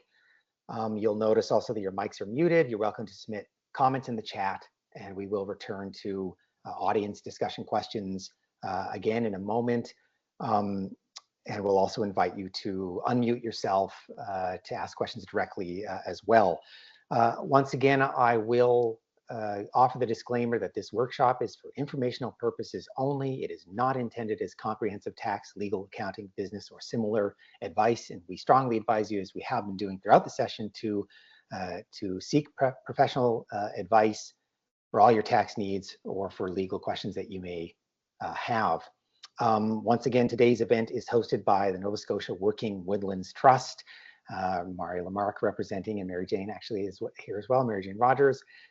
And myself, Blair Peruniak, the Executive Director of the Federation of Nova Scotia Woodland Owners. We're very excited to have with us today two chartered accountants, George Ernst, who's also Chief Financial Officer of Freeman's Lumber, Harry Freeman and Son Limited, one of the oldest family-run sawmills in North America, I believe over 200 years old, if I'm not mistaken, and Cy Mayo, who has over 30 years of experience with Bella Bovino, the public accounting firm, and Cy's there in Bridgewater with us. We also have Keta Cosman, who is the owner, editor, and publisher of Madison's Lumber Reporter.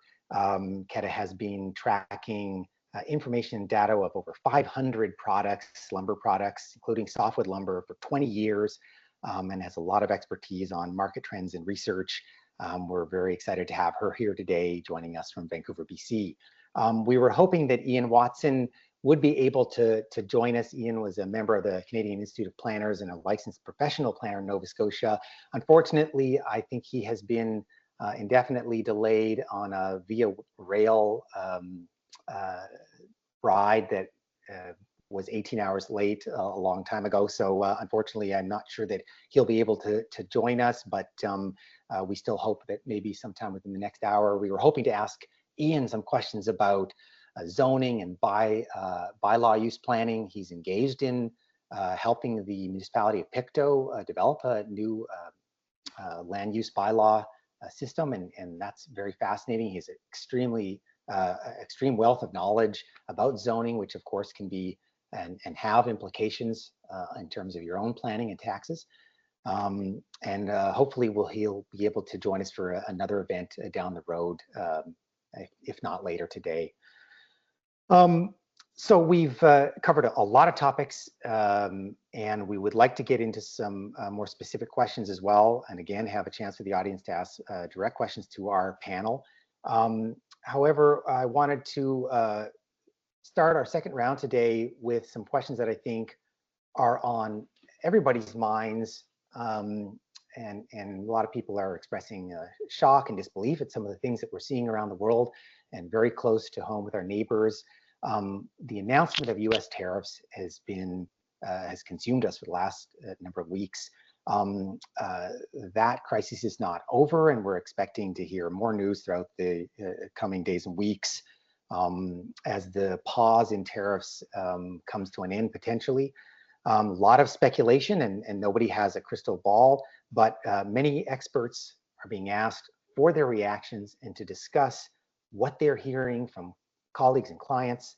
What I wanted to do now is just start, maybe again, I'll start with George here. Based on your area of expertise, what do you think the implications are for small private woodland owners, including how they think about management of woodlots as a short or long-term financial investment? Do you think that these announcements have made a big difference to how people should look at their woodlots, or how they might be thinking about it? Or is it something that they're just ignoring? What are your reactions there, George? I'm going to start with long-term because I think that's easier. But one of the benefits of a woodlot is that it continues to grow every year, assuming it's managed properly, regardless of political climate, regardless of stock market swings one way or the other. So you've got that biological growth, I think they call it, that always happens. So there's always a rate of return as long as your woodlot is growing. So the fact that it's outside of natural disasters, which has its own risks, of course, but it quite frankly ignores all the other noise that the rest of the world might get caught up on. So that's the good news, is that in 4 years' time, you're still going to have a woodlot. And I guess the other piece of that too, and Kevin might have had touched on as well, or most of what we see or have been told is that the underlying fundamentals of the lumber and the residual business long term are positive. Housing shortages, the push for sustainable and renewable sources of energy and other products. So long term, my thought is to continue managing your woodlots for the long term. In the short term, I think the only thing we know is that the only certain thing is that there's a lot of uncertainty. So until and we don't know if tariffs come in, we don't know what the impact is going to be. I wish I did, but I don't. And so we don't, and kind of might elaborate on this. I mean, we don't know if there's going to be any is the market going to absorb some of that cost pressure or price pressure with the tariffs and that sort of stuff that still enable you to operate within certain levels of profitability. I don't know, and so I don't. It could have a short term. It could have an impact on material pricing. I know nobody likes to hear that, but you can't operate at when your price for the product you're producing gets hit on a price point. Unfortunately, it has to flow downhill to some extent. So, but the answer is I don't know. It depends how the market reacts if tariffs are put into place. Yeah, there's a lot of interesting things there. And certainly we're reading in the news a lot of the reactions from mill owners and operators, and maybe less so woodland owners in particular, just because those mills are so much closer to markets, and the impacts are major in terms of employment and everything. So very interesting to hear that. Cy, what are you hearing, and what's your reaction to all of this troubling discussion about tariffs? I haven't seen a lot in our area here yet. I have a couple of the mills locally as clients, and they, they're bracing for it, but yet, really, as George mentioned, uncertainty is the only thing we know right now. And one of the strongest things I think we have here in Atlantic Canada is we find ways of weathering these tariffs, storms, whatever they may be that come at us. We don't usually take any of the big spikes up or down. We wave through little bit by little bit, and we adjust as we go, and we find ways of opening up new things for ourselves. And I think, as Kevin mentioned there, the world's getting smaller. Hearing the under 25 population in another part of the world being, far reaching than what anybody's seeing here, I think it's on us all to reach out to our members of parliament and so forth to push to get those markets opened up to us. If something's closing or another tariffs coming in, it would be great to see that they open up an opportunity for people, no matter what size you are, that you can get on board with maintaining your livelihood and your future, right? I just think that's, especially here in Atlantic Canada, we do it well. And I think that's one of the biggest beliefs we have to have in ourselves, is that we will get through it. It may be tough for a while, but we will find a way to get through it. Yeah, I think that's worth emphasizing, and both points there from George about the long-term investment that these woodlots represent. There's something very encouraging about that, as opposed to, say, a short-term crop rotation. There might be ability here to weather the storm for a length of time. And also the importance of these markets for the US. We've heard Robin Wilbur on the news from Elmsdale, Doug Ledwidge Lumber, Marcus Wicker, Freeman's as well, discussing the importance of our wood for those southern markets. And I think that's very correct. And Keta as well, you mentioned a similar point with respect to BC and California, a relationship there, and the need for BC lumber. What are your reactions to the news and all this back and forth about US tariffs? Well, first of all, my opinion is that politicians should stay out of business, and business people should do business. And they just, so what happened with the softwood lumber industry when the threat of this tariff first started coming on back weeks ago is different producers and suppliers responded differently. And customers. So some ordered for shipment prior to whenever the duty, this ever-changing date, to receive before it crosses the border. Others decided to defer altogether and see if they can hold off on buying. It's still winter and construction activity hasn't gotten off too much yet. And still others looked to internally within the US domestically. So in the bigger picture for construction framing, southern pine is not preferred by home builders. It's a very, very complicated situation, but basically the wood is not as good quality. The grain, the rings are further apart. The rotation of the loblolly pine with the very active silviculture and fumigation and irrigation and thinning that they do in the US South is about 40 years, whereas our lodgepole pine, British Columbia, and ESPF in Quebec is more like 80 years. So you can't, if you don't have a big fat tree, how are you going to get, even a 2x10, let alone like a 2x12? When the builders use southern pine 2x4 and they put the drywall up against the stud or the dimension, it's not straight. They put the nail through, the wood splits. It's just not the same. Southern pine lumber is good for external. It takes treatment. It's porous. It has a nice yellow grain, so it's used a lot for like siding and decking. Where in British Columbia or Atlantic, people might use like cedar or something, make a deck, last 100 years. In the US South, every 5 years, they knock it down and build again. That's more what the southern pine is used for. So generally speaking, my opinion is that what this new US administration says and what they do is two different things. And it's not about a tariff, and it's not about the border. And we don't really know what it's about.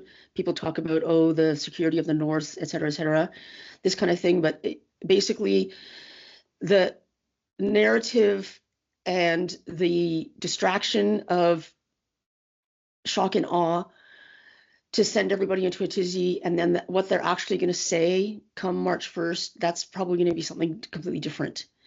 And everybody's going to be taken aback because they've been making a defense against tariff when that's not even what it's not. Donald Trump is a transactional. He's a business person. He's not a politician. He doesn't operate like a politician. So now for forestry, I think that forestry will be left out. If there is tariff, it is a fact that the US does not have enough sawmilling to serve their building. Yes, they have trees. We also have trees that are not in the merchantable timber base.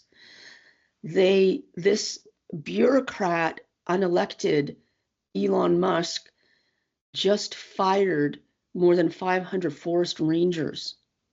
So you're saying that there's trees which have not been utilized for 30 years. So it's not like you can just start harvesting merchantable timber out of it. And you're closing the people who actually manage the forest and report the wildfire, and you're blocking Canadian, like it's not going to work. So if there is some kind of barrier of a tariff on lumber, the cost will 100% be paid by the customer. Not to be confused with the duty. So the duty that we have right now, a duty and a tariff are not the same thing. So the duty is paid by the importer of record at the border to Customs and Border and collected and held at the, I believe, the US Commerce Department. Whereas a tariff is a different mechanism, and the 25% or whatever can be passed directly on. So it's going to raise the prices in the US. The idea in the background being make more manufacturing in the US, fine. It doesn't be in one day. So a tariff is not the way, like incentivize by having the US Forest Service open up. It's crazy. So I could go on, but that's a short answer. Yeah, it's a difficult question. I know it's on people's minds, so I don't mean to put anyone on the spot here and assume that anyone has a crystal ball, which nobody does. Maybe one of the small benefits of what is otherwise a sort of stressful series of events is the fact that this has caused a lot of people who might not otherwise think about markets or think about planning for these kinds of events to look at markets and ask questions about them and how they work. And I think that has some benefit. There are a lot of assumptions I think that people have, and woodlot owners as well, about how these international markets work, and at least this is throwing some light on that and getting people better appraised of how things work at scale. So I think that there is a small value there as well. Unless there are any other comments, were there any other comments about that or disagreements or anything amongst our panel members, or would anyone else from the audience like to sort of make a comment about this? We're not, of course, wanting to have giant speculation, but given that we haven't heard from a lot of small woodlot owners, and we're hearing George and so in particular saying that it hasn't really come up too much for them immediately, I'm curious if there are any reactions about from folks in the room, whether this has changed their mind about how they are thinking about their woodlots or managing it. Do the things that you've been hearing from our panelists ring true for you? with respect to the announcement of tariffs or the possibility of some kind of major upheaval here? And you can feel free to just unmute yourself if you do have a question or throw something in the chat.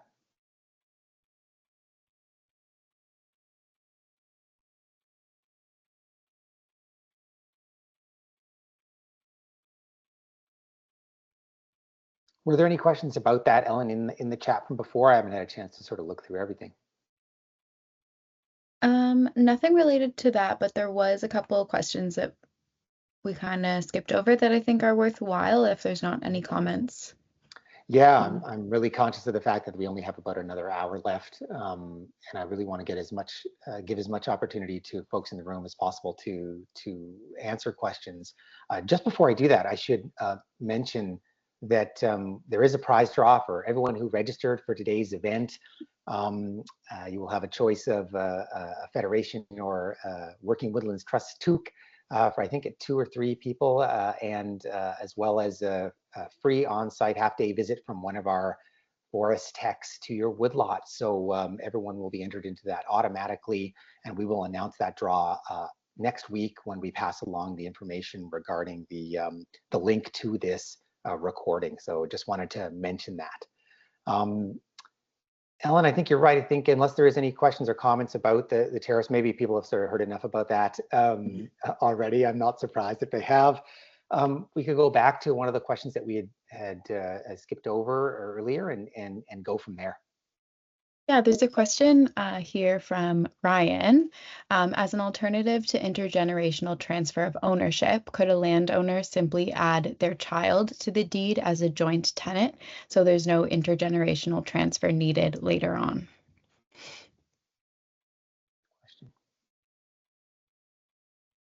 I'll take that one.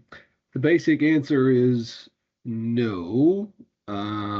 Even if you do add a child, it usually avoids probate, is what it does. It does not avoid the deemed disposition on death. Okay, so you'd still, as being the landowner, even though you've put a child on there, all it does is it makes it ease of helping avoid probate on that, on your assets, by having it in joint names like that. Because if you did put it on your child, if you did put it in your child's name now and removed yourself, you've got a deemed disposition today by doing it. So you could open yourself up to a few things. So definitely seek legal advice on that before adding a child, and also accounting advice too, that you could be putting yourself in a bit of a deemed disposition there if it's not done correctly as well by adding that. But no, you wouldn't avoid, or you wouldn't be able to do the transfer without the intergenerational side of it, but just by adding their name to the deed. And just to add, if we don't get to any of these questions, as I'm reading a few of them there in our break, if we don't get to them, maybe Ellen and Mary could summarize them and send them off to me, and over the next couple of weeks I could get you responses to as well if we don't get to them today. Thanks very much, Si. That's really nice of you to offer that. Yeah, could I ask a little follow? Please do. Could I ask a follow-up to that? Yeah, please do. Go ahead. So I understand what you just said. I think it doesn't avoid the taxes, but it does avoid. It removes the probate session or probate, so that then we could continue to work on our management plan and building up what we've done for a proper intergenerational. Is that correct? Yes, you would still be able to. Yeah, by adding the child, all you're doing is just helping avoid a probate step on death. If you add the child and you want to continue to operate and build your plan for your intergenerational transfer, your woodlot management plan, you can still continue to do that. That's not a problem. Yeah. Okay, good. Thank you. Other follow-up questions from the audience before we go to the next chat question?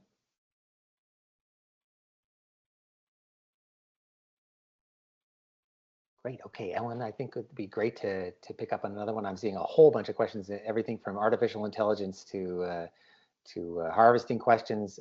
Yeah, please go ahead with that next question. Yeah, there's one here from Krista. If woodlands have not been migrated and are currently in an estate, is it best to migrate during the estate administration process or wait until it is transferred to the heirs and they take on the migration process?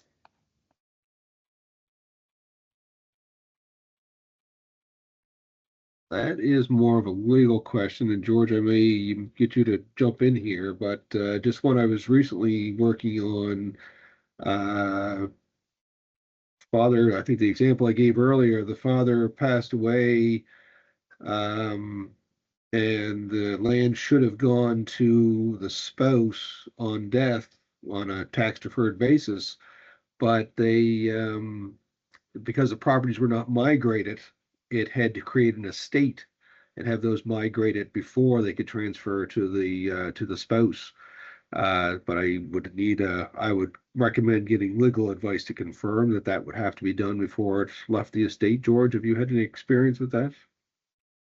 I'm on the same opinion side that that's probably a legal question.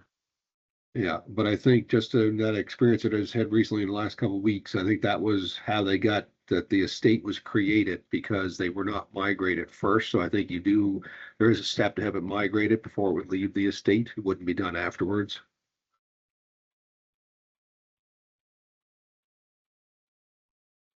But that is a definite legal question to reach out to a lawyer on.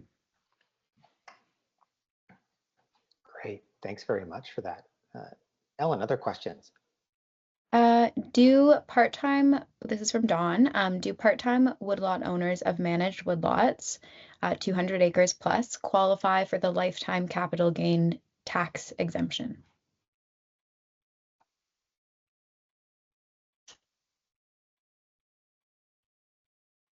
That is not a easy yes or no as it comes to tax.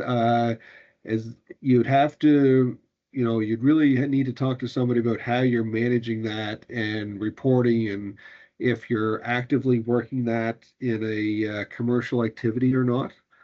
It's because CRA, even though it's not disclosed anywhere, they do like to see that 50% or more of that property is being used in commercial activity, and to start and having a plan in place, and that you're managing, as George has mentioned there earlier, about that the plan is working and you're actively cutting and managing and helping for the growth of the future of the property. You need all those things in place, and also to be able to, talk to a professional about whether all of that, if all the steps are being met, as to whether that would qualify. It's not an easy thing to sit down in a group like this and say, yeah, definitely it would. You do need to seek advice on, and everybody's individual situation, uh, you know, matters in those situations, and to be able to determine if that's qualifying or not. But more than likely, it probably would qualify. But there are things that you should reach out to your professional and chat about before making that determination. It's the favorite tax answer is it depends, right? So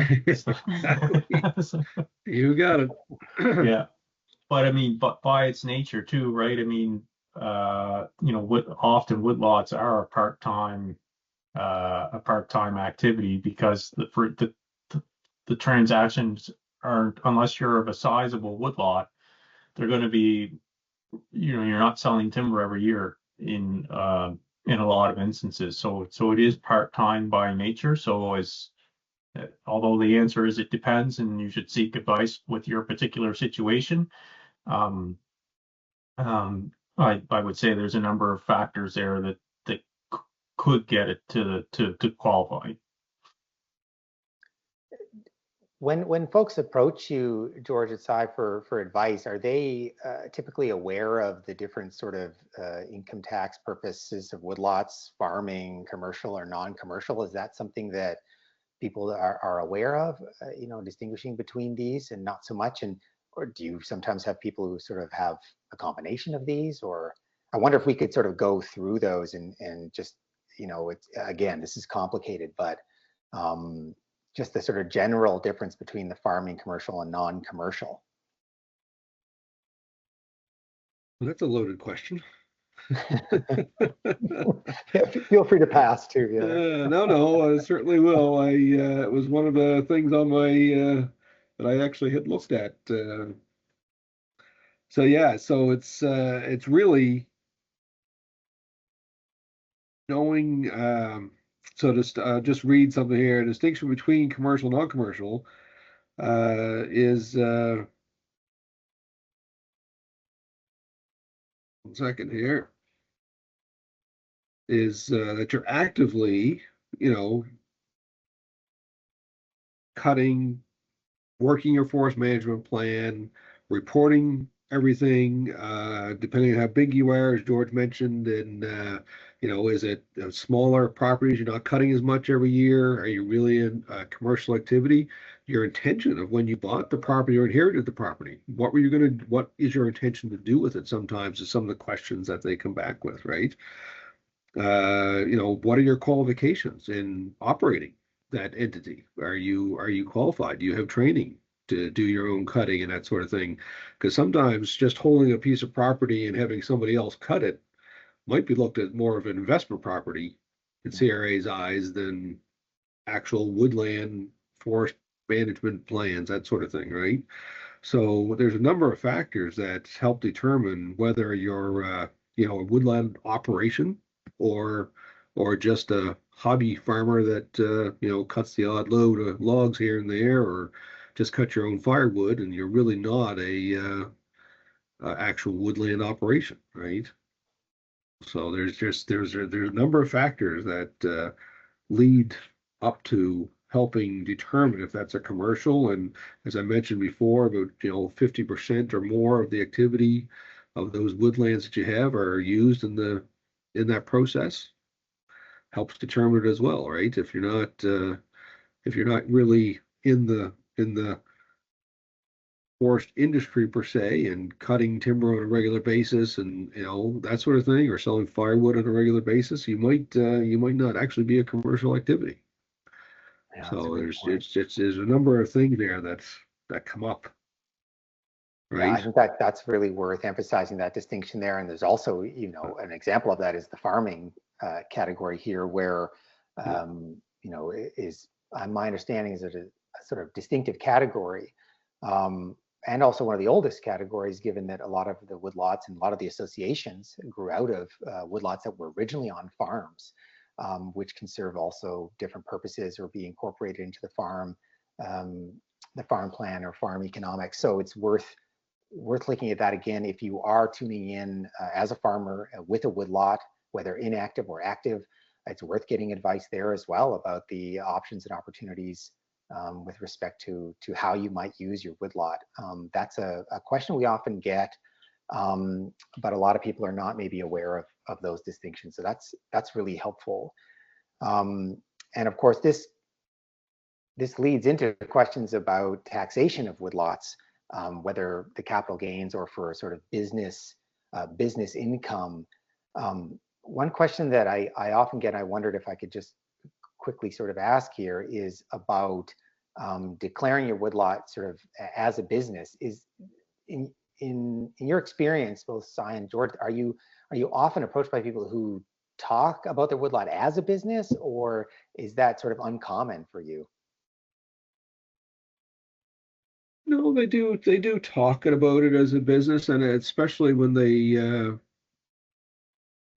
I guess when they're trying to talk about transition to the next generation is when it really comes up as to what you have and what you're doing.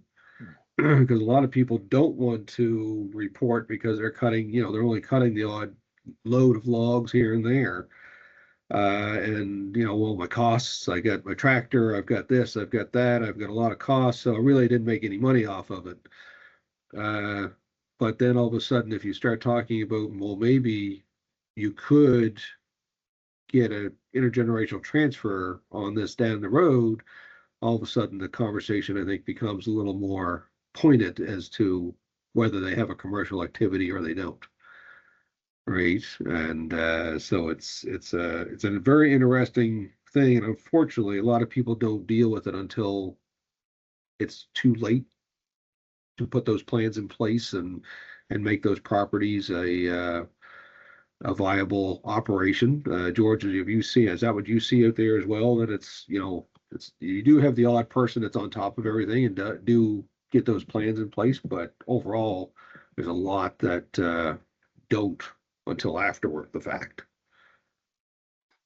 I would, so we have, we've got a couple instances, we're either working with, their, what we seem to get a lot of questions, or it comes about as it's the triggering event, somebody passes away or somebody's looking at transferring their asset to the next generation. That's becomes the trigger point, as to all of a sudden that there's the interest in having that conversation. Yeah.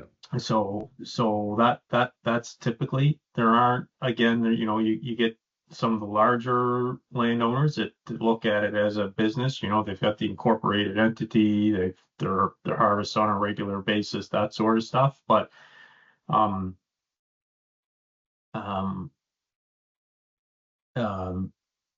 what I would say is that there probably isn't the level of, and I don't mean this in a bad way, but because I think it's events like this that get the education piece of it out. But there's probably not a lot of professionalism in running a lot of their, somebody's woodlot as a business, because a lot of it, let's be honest, most woodlots are inherited.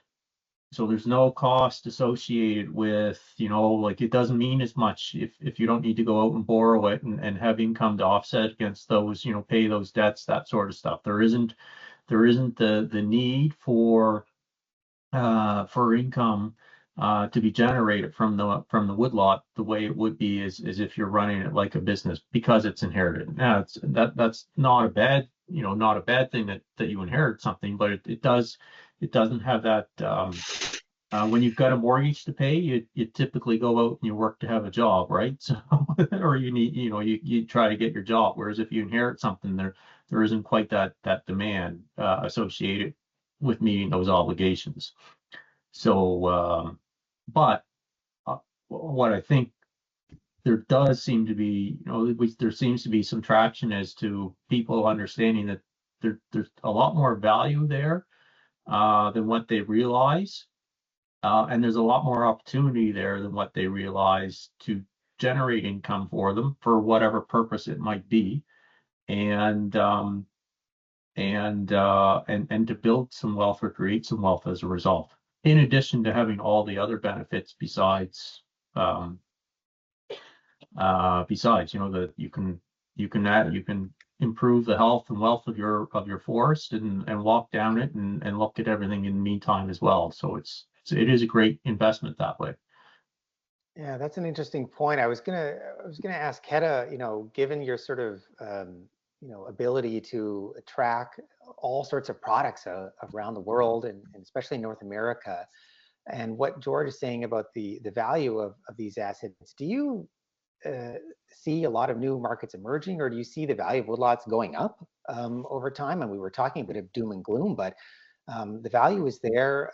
The markets are there. New ones are emerging. Is this something that is really a great investment and something that you see increasing in value over time? The wood itself, yeah, there's no question that the world is going to need wood, and for the traditional uses that we know, for the softwood, the housing construction, for the hardwood, the finishing and the furniture and all of that, not to mention pallets. I was just a few weeks ago in Palm Springs speaking at the Western Pallet Association meetings. A lot of hardwood folk sawmills that provide material for packaging, so pallets and crating, commercial, retail product transportation. There's no question. And then apart from like emerging markets of new areas or regions to ship lumber to, apart from the US, is new products. And so I did mention the engineered wood and advanced building material that's coming up now.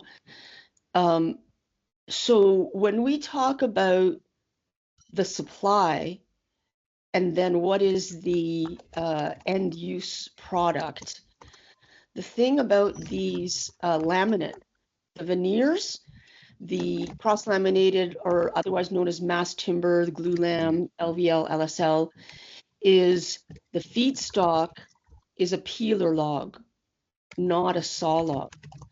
So someone's typing. Who's Well, I thought that typing? was you, Keta. I thought you were actually talking to us and typing to someone at the same time. I learned to Pretty mute myself and I was impressive. typing after I got muted by. So, sorry. So when we look at the normal, like the current or historical calculation of the feedstock, the logs, the timber versus the end use or the demand, we look at the number 2 saw log, which is used to make the 2 and better lumber, which is used for construction. The advanced building materials and engineered wood use peeler logs, and that's a different manufacturing process and a different application, still for building though. And peeler logs are plentiful.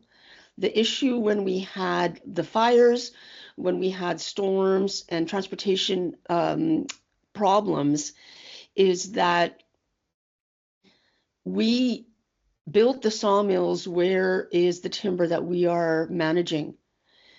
And that's what got impacted, for example, by the pine beetle. And in a lot of ways, for, you know, until recently, when a harvester would go out into the forest and they're looking for the number 2 saw log to send to the mill to make dimension lumber, the peeler logs, the pulp logs, the chip and saw logs are in their way. They're not worth enough, or it just wasn't, the actual manufacturing industry wasn't mature to the point to consume.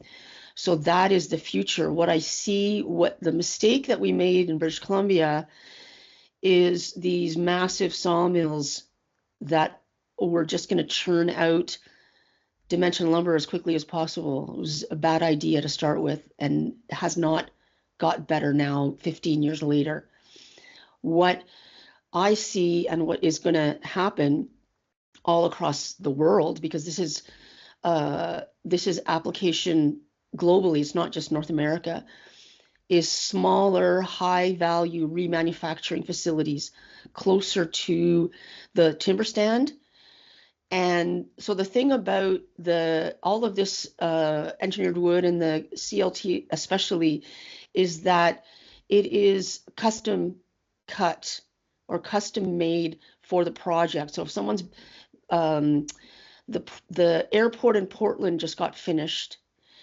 If someone's making a senior center, a library, a recreational facility, or even a tower, 12-story building, they order the components to size for their project.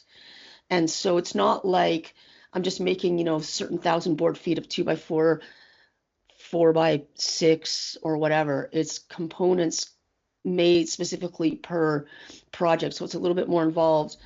The feedstock is either the same price or less than the number 2 saw log, but the material that is sold is like 3 times the value per weight. So that's what I see. I see veneer mills, smaller, closer to the timber stand, sending the raw, like the sheets to the higher value remanufacturing facility, whichever kind is going to be. And the adoption of this by architects and builders across the world is increasing.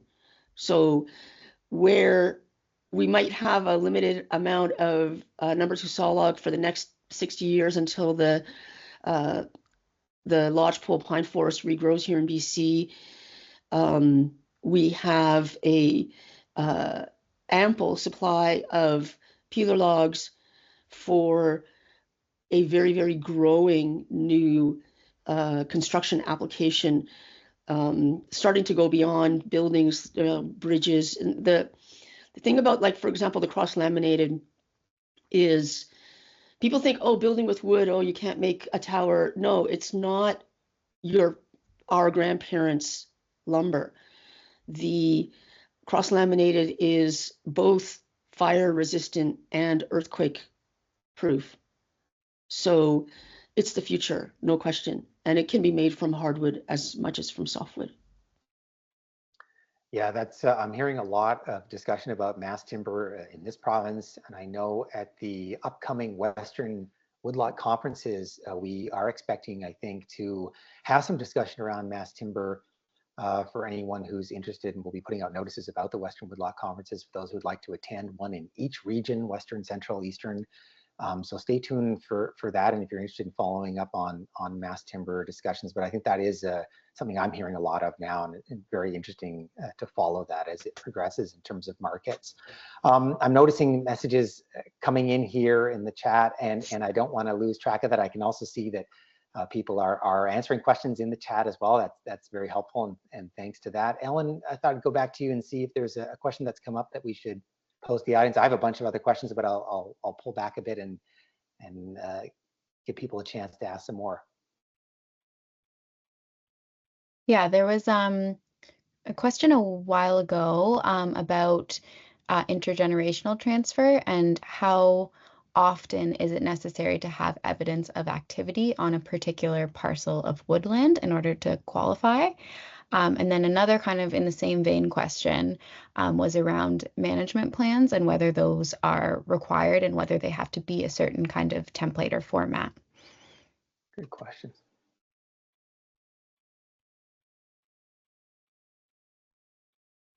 Sire George, I'm not sure. Take a quick stab at that, and then I would weigh in there as well. And kind of the answer is it depends. Like we said, forests are, it depends where you are in the life cycle of your forest and the your sand compositions and that sort of stuff as to how much activity and the frequency that you're going to have. But what I would say is this: is every time you have something done, you're at the end of the day when you're trying to qualify for the intergenerational transfer. It's not like we said earlier, you can't snap your fingers and automatically qualify. You have to demonstrate it over time, or the more you have demonstrated over time, the better your case may be. And it's about building that case or that argument that yes, this woodlot qualifies, and here's why. And one of those things would be to document when you have treatments done. So and it could be as simple as I've seen people that are very, very detailed, and they document when they walk the lines, when they do the boundary maintenance, when they execute a treatment, when they upgrade the roads, all those sorts of stuff. It becomes much easier for an auditor to look at a book that outlines date by date the volume removed, what you did, that sort of thing, as opposed to relying on somebody's story that they're trying to rehearse out of their head. So I know because quite frankly, the answer on the frequency, I'm going to go to the standard answer. It depends. But on that though, the documentation is very critical to help supporting your justification for an intergenerational transfer. Yeah, and it's, to add to that, the things that I'm seeing here is a minimum of 5-year plan. Must be at least a minimum of 5 years.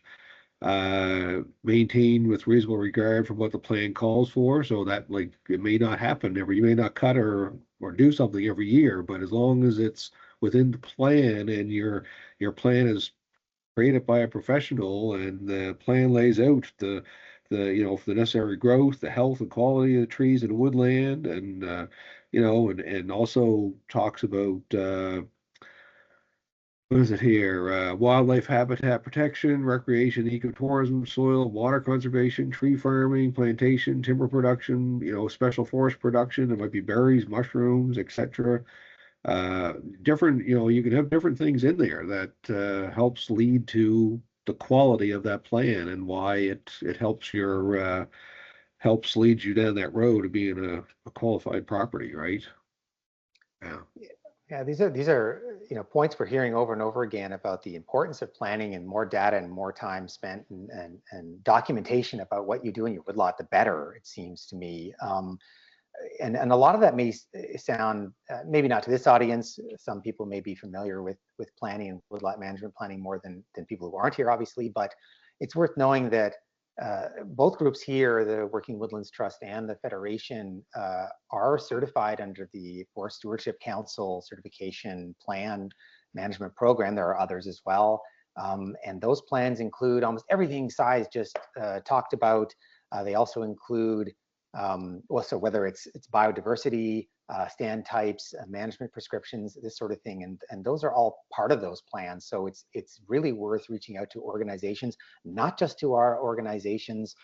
Give a shout out to the Western Woodlot Services Co-op.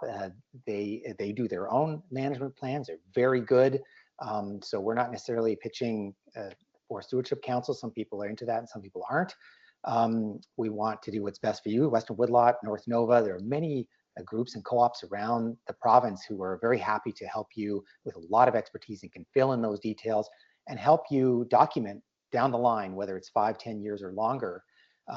So it's not a mystery about what kind of information you want to put in, and they're very detailed. So, and often there are subsidies and support for woodlot owners to manage those. It's worth emphasizing that the Department of Natural Resources, fire management as well, are very supportive of efforts to plan and to engage in management, forest management planning for all sorts of reasons, which are valuable to you and to them. So there is a lot of support out there, and groups like ours fight for more support every year to get to you. So if you do have questions, I hope this is the starting point and not the end. I'm saying this as I see only about half an hour left before we take off, and I want to go back to Ellen now and see if we have other questions. Again, I've got a ton just banked in my head, or anyone who would like to ask a question, you could raise your hand if you'd like, or just pull through on the vocals here by turning your mic on. But so I'll just give one moment here. Does anyone have a question they would like to pose, just directly by unmuting themselves, or if not, I can go to Ellen. Anyone have a question they'd like to ask directly to the panel?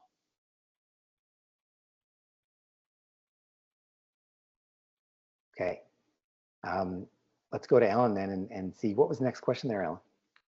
I think maybe I'll just keep it in the same kind of topic we've been on intergenerational transfer. There was a couple of follow-up kind of questions there. So is it possible to have an intergenerational transfer to niece or a nephew? Yes, it would be. You could they would qualify in that transition. Yes. Okay, and then someone asked, Jeff asked, if you have a professional prepared plan but have not yet begun implementing it, can you start now and then claim the appropriate expenses going forward with the documentation? I would say yes. George, have you had anybody defer on those? I would say yes. It's kind of, it's back to the old adage is, the best time was to plant a tree was yesterday. The next best time is now, right? So, again, it's depending on what your time horizon is. The sooner you start, the longer your time horizon to prove it out. And the reality is a plan done. A lot of the plans you see, they give a range of, you should execute treatment X, Y, Z in the next 5 years. You should treat treatment A, B, C in the 5 years after that, or the 2 to, there's a range there, right? It's not to the month and to the day. There's a range of timelines. So a 2023 plan is very recent in my mind anyway. So yeah. Okay. I appreciate that. Just come on, I posed the question, so had a lot of changes career-wise in the last year or two, so didn't have the plans there, but also had some challenges. Some of the earlier comments, just getting people to work. It's a small lot. It's only 50 acres, and getting people contractors willing to come in and do the work has been a challenge, just because some of it's small, right? So that's been part of the challenge. And the plan was done by the FNSWO as well, so it's there. So yeah, okay, appreciate that. Thank you. Nice to see you there, Jeff. And yeah, good to see you. I look forward to connecting there. Hope you can get some help on your lot there. Yeah. I was going to answer a question I'd seen in the chat. I wasn't sure if it was answered, and then we'll go back, Ellen. One question was about what migration meant. The province used to have a paper-based registry system, and they've moved to a new online parcel-based system. So once you have your land title, obtained, there's an act that has to, a process that has to be completed, and it has to be approved by the land registration office. Once that happens and that switch has occurred from the paper-based to the online system, that's what it means to say that your property has been migrated. And you can find information on government websites about that process, or reach out to us if you'd like. But I saw that question in the chat. Want to make sure that we answered that in a basic form. So that transfer is still occurring, actually, given the huge number of properties that exist in this province. People probably don't know, but we put on our website, but there are over 30,000 private woodlot owners in Nova Scotia. This is an extraordinary number for such a small area. And over 60,000 individual property identification numbers. That's individual parcels of various shapes and sizes around the province. This is quite extraordinary and makes Nova Scotia very different than the rest of the country, similar to maybe PEI and slightly similar to New Brunswick, but otherwise unique in the country. So worth knowing that. Ellen, I think we'll go back to you then and see what was the next question. You can stay on the topic, or if you want to move on, it's up to you. Yeah, I noticed Anuj had their hand up earlier too. Do you want to still unmute and ask? Yeah, if you had a question there, please go ahead and jump on the mic.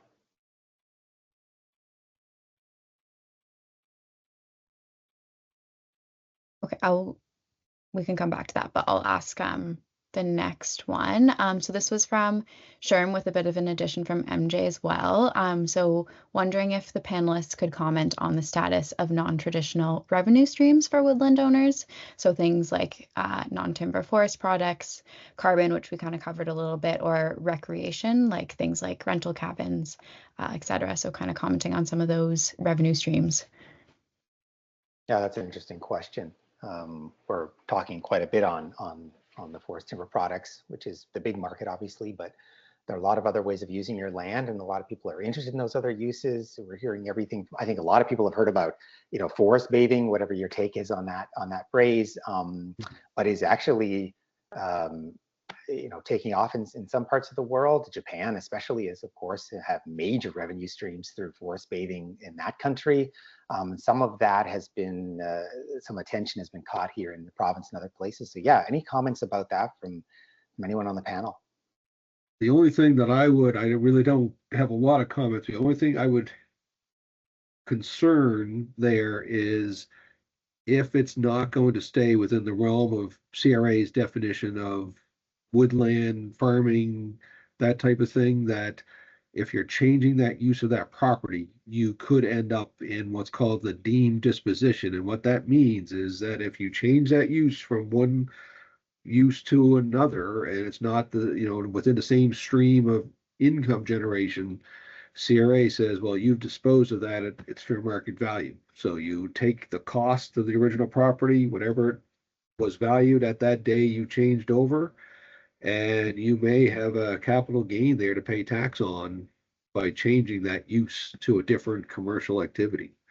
So it's just something to be aware of, that you really want to reach out to somebody and talk to a professional, that if you're looking to use or create some other stream of revenue out of that property, just be very careful of what you're doing, that it doesn't create you a tax problem if it should ever be looked at.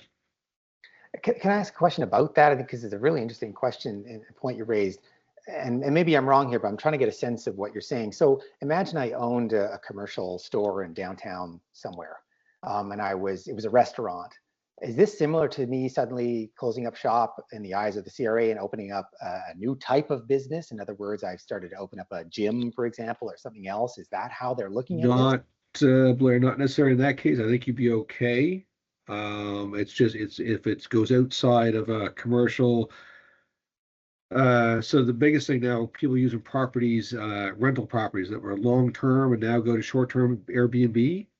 That's a change in that use. The long-term residential rentals is not a commercial activity, but short-term, one night, 1 week stays is a commercial activity. So you've changed that use of that property. So, and I guess in a woodland setting, you might have had a piece of woodland that, you know what, I'm not really going to commercially farm it, but or cut it, harvest it, but I'm going to hold it and I'm going to treat it as a capital gain down the road. But somewhere along the line, you may say, well, you know what? I could cut trails through here and offer ATV opportunity people for ATV side by side to go through. You may be converting that from a privately held recreational property that you owned into a commercial activity, right? And or vice versa, going backwards. That could cause you some problems. So you should really seek. George, have any comment on that at all? Yeah. Yeah, on the sometimes I like to give examples that are on the extreme end, and then people line up somewhere in between. But so for example, even if you go down the route of subdividing or with the intent of subdividing property, that sort of stuff, you're bordering on the edge of conversion of a land, what I would call a land conversion, right? So if you take your timberland or your woodland that you're paying, not only are you getting the better rate for property taxes, but it's treated one perspective from a CRA, and then all of a sudden you do that subdivision exercise. Then all of a sudden you've got a land conversion. So even though you haven't sold any properties yet, the fact that you've changed the intended use of that property, you actually have that deemed disposition that Sai was talking about. So that's the one example I've seen. Do you see other land uses though, George, that you're hearing about or seeing firsthand, or even as a woodlot or yourself, your family considered other kinds of non-timber value uses for your properties? Well, we have Christmas trees as well. So, but that when you get into Christmas trees or agriculture, that intergenerational transfer gets, it simplifies some of those areas.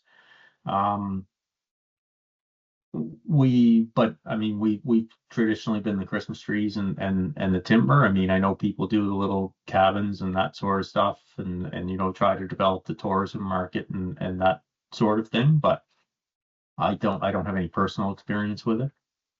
Yeah, interesting. Yeah, the Christmas tree market is big, and my understanding is that has shifted over quite a period of time. It was not originally agriculture. Maybe it was. I'm not sure, but it's considered sort of part of agriculture now. Is that correct?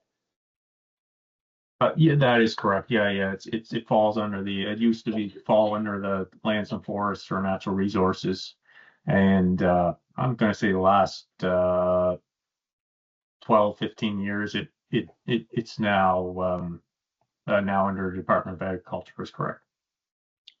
Great. Yeah, and if there's anyone who's interested in that kind of market, obviously there are associations for Christmas trees and so on.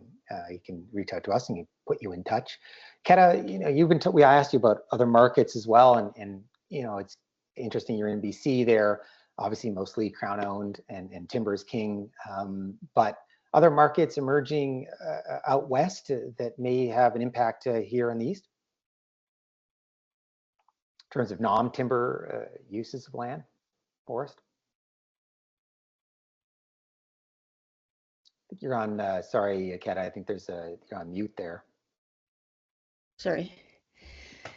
I don't think so. I think the biggest change recently that we had is Alberta coming in as a more significant timber supplier than it was previously. And apart from the adoption of, like I was talking about, advanced building material, is a little bit more export to Asia. I think we're going to see a shift now in general in Canada for diversifying our market. The demand within Canada is pretty stable. So there's not really that much of an increase in housing or, infrastructure development in Canada right now to make a big change. And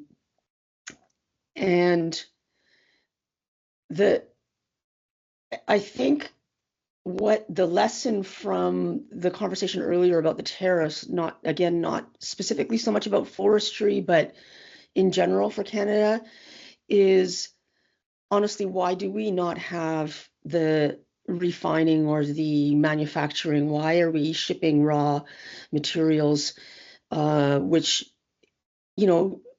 strictly speaking, like all the aluminum and all that, it is a small volume for the US.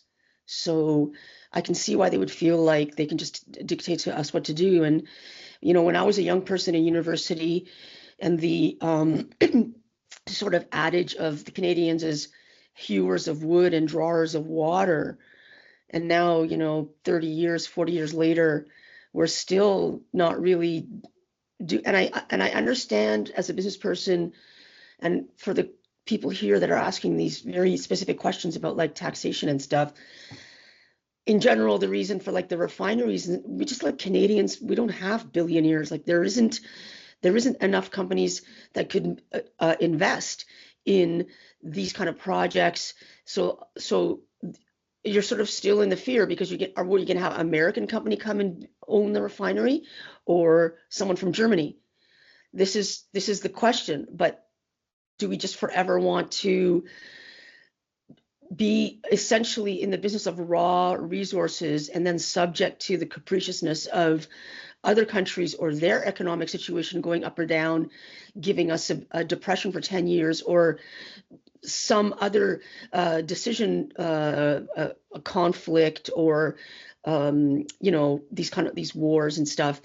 So right now, so just real quick, your question about British Columbia, I think it's important for people to understand the incredibly irritating conversation about the 51st state, which just boils my blood. But we are already doing that, not in terms of national sovereignty. British Columbia, Washington State, Oregon, and California are already the Pacific, I can't remember what it's called, something Pacific Economic Zone or something like that. And this is a economic union. Now talking about a high-speed rail line going up down the coast. So what I see, like, this is kind of just, anecdotally, I guess, but what I see is the US devolving away from having the federal authority into sort of like a bunch of republics, where, the US Northeast is its own thing, that whole Florida weird place is its own thing, the West Coast.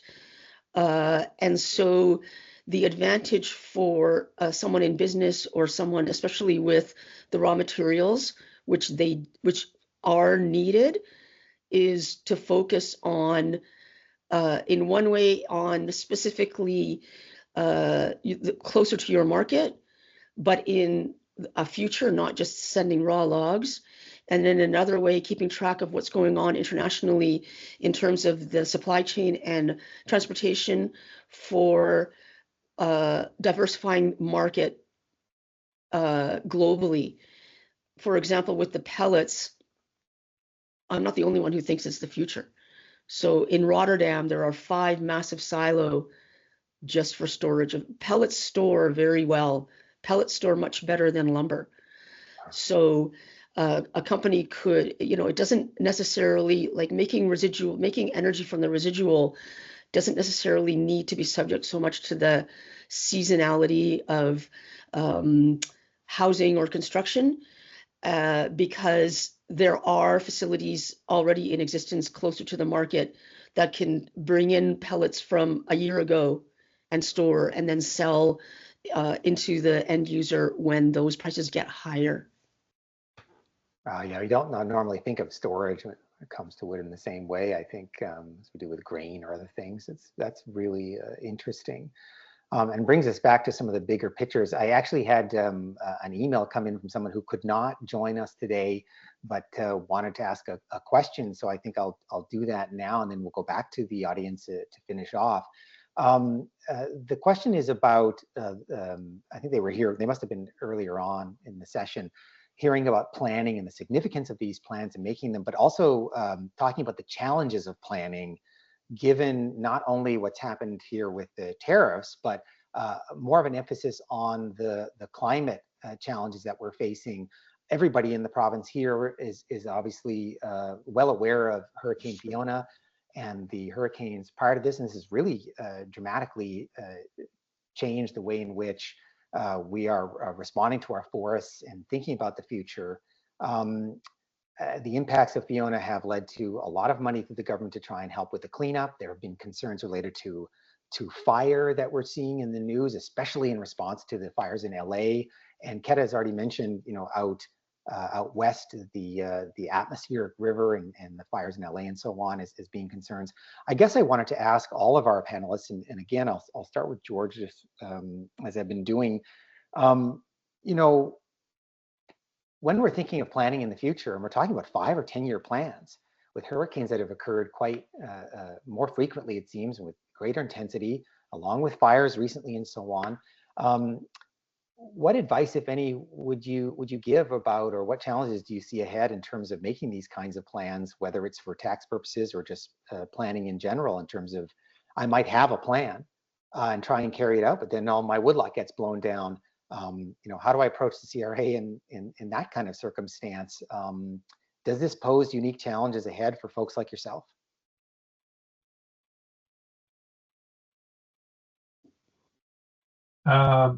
I think the answer is yes, and as we said earlier, nobody's got that crystal ball. But I guess if you look at it, if you want to travel from point A to point B, you've got your plan. If you hit a roadblock, then you come up with another plan, right? So it's, you just gotta, I think it's you take the best information that you have at the time and your past experiences and say, okay, well, this is my plan of action, and here's why, and plan when something happens, and your plan's going to get reevaluated. And the other piece of that too, woodlot plans, you're revisiting them every 5-10 years anyway, really, in all honesty. So there is opportunity for regular planning intervals to change your course or direction going forward. So I mean, that's interesting. I'm reading the question a little bit, and I'm wondering, and they didn't say it explicitly, but I think of things like, if I'm a business and a hurricane hits my business, I get to maybe claim a loss. But I'm wondering if the question is about claiming losses and this sort of thing. I mean, we heard about people losing apple trees, for example, in the Annapolis Valley. They had tried to claim a loss, and I believe one of the responses from the insurance agencies was, you should have had some insurance on this. Is this something that you're sort of dealing with? I can see Keta's hand going up there. Go ahead, Keta. Yeah. Okay, sorry, regarding that. So when we, in terms of farm, so I think insurance is definitely something. And just to let people know, in May, I can't remember the name, but one of the huge US insurers canceled the house fire insurance for those areas of LA that burned. So in my experience, and what I'm going to say is, underwriters are incredibly smart people, and they know.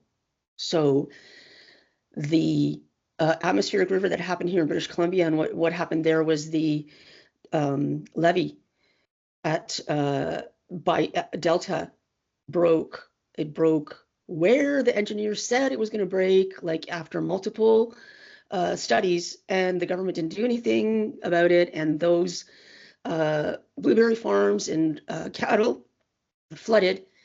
They did not have flood insurance because they were on a floodplain and could not get insured.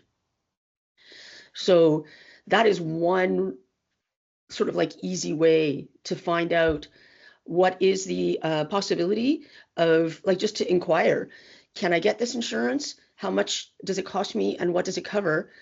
And the underwriter will do the work for you, and you'll find out what abilities of your land are, and they are forward looking, like they're looking forward 5-10 years as well. They're not just looking 1 year.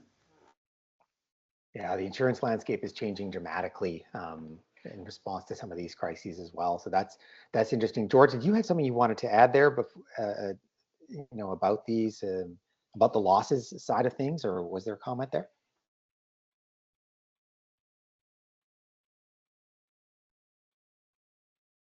Well, I was gonna say, so I might want to chime in on that, but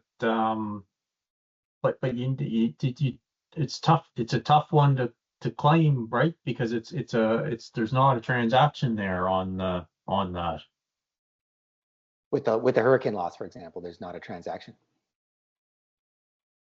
But even with a plan, you'd say, I'm going to, like a side. Yeah, you want to comment on that side? Yeah. You probably, it almost be like sometimes your plan. I just had one recently here in the last probably 3 or 4 years ago that the plan was there and was being managed, but then whether it was a bug, whether it was something got into the system in his woodlot, he had a heavy cut for 2 years that just needed to be done. And whether it was his procrastination on maybe doing more than what he should have done in the past or what, but now, the plan has changed, as George mentioned, like they change every so often, right? And now he's probably not going to be having much of a cut off his property for the next 10 to 15, 20 years. But you know what? He still has to manage that. Still has to show that there's going to be future growth and that sort of thing, right? But, and having a hurricane come through like that, you really wouldn't, like George mentioned, unless there's a transaction of generating income that you could deplete that property, you really don't have,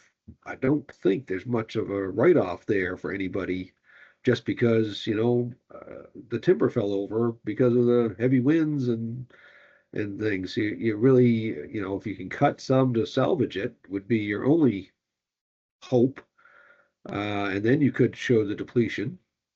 But, that would be something you need to really look at and whether or not you can harvest it, depending on how it's all blown over and how you can access it, right? Yeah. So it's one of those. It's I don't think there's a definitive answer to something like that. Yeah, which is fascinating given the the occurrences that we've already seen and the devastation. Yeah. One thing I will comment on, and I just so there's no confusion from what I'm hearing there, is that nothing we're hearing, I think, and correct me if I'm wrong, says that this is a reason to not have a plan or defer a plan. It seems to me that, and the way that we think of these plans is, it's almost like a health checkup. You want to have this baseline of where you were, despite some incident that might occur later. It'll help you maybe plan better, know what was there before. So this isn't a reason to not get a management plan. I think in the first place, that will only help you, as we've been hearing throughout. Just to jump in there, Blair, I think it's hard to go back and do it later. Yeah. If it's in place now, at least gives your professional and yourself something to fall back on to, if there is a challenge on anything you're doing, that, hey, you know what, we've been working at this for, we've had this plan in place for 15 years, and yeah, it didn't all materialize the way we wanted, or whatever the answer may be. You've at least got something to make an argument on and make a stand on. And without it, you really don't have anything, right? It seems to be one of the big takeaway points today, is that you are not, a plan is not just some plan that we look at, and it really is part of an argument. I heard that word over and over again today. And I think that's really important, even if you're not into you don't plan to use your land for timber. I think a lot of us, that is how we're thinking, but for those who don't, we're still interested in tracking biodiversity, for example, as another reason to have a plan to see what was there before, habitat changes. All of these are very important. So the plans seem to me to be still essential despite this. Another big question about what the markets will do, what insurance agencies will do, as Keta pointed out. Insurance agencies have withdrawn insurance for certain areas. That's actually happening all over the world. There are areas in Australia and other places that are basically now uninsurable. Unclear how governments will respond to that, but regardless, there's sort of another thing to sort of think about. I feel like we could go on and on and on about this. I mean, I feel like I'm just getting started with questions, but I think maybe we have time for one more point from Keta and maybe one question. Yeah, go ahead, Keta. I'll just be really fast, but I will tell you that the way that I look at things, I'm a small business person. My competition is enormous compared to me. When we see challenges, that is an opportunity. It's all in how you look at it. So if we have all these things that it looks like a constraint, but in another way, like, you know, everybody keeps talking about how they're small, but there might be a benefit to that. We're in a changing landscape, and the economics of forestry is what's the word when they say creative? Like in the past couple of years, some of these large sawmill companies like Resolute and Green First have sold their expected return of what they've paid in the duty. So they basically borrowed from a finance company the amount that they've paid in the duty that they expect to get back once there is a resolution. That didn't used to exist before a couple of years ago. So there's like mechanisms and things that maybe wasn't like that in the past that people can take advantage of in the situation that they're in. It just kind of takes a little bit of like imagination and creativity. And planning, you know, the more you plan, the more you're likely to see the opportunities as well, and see what you have and how you can direct it to new markets, for example. So it's a great point to make there, Keta. Ellen, let's go. Is there a shorter question or a last question that we could sort of find and throw at our panel here? See if we can trip them up with something. We got most of them. I think there's maybe one or two left. So, okay, we'll end on this one. Is there a minimum size woodland to qualify for resource forest taxable?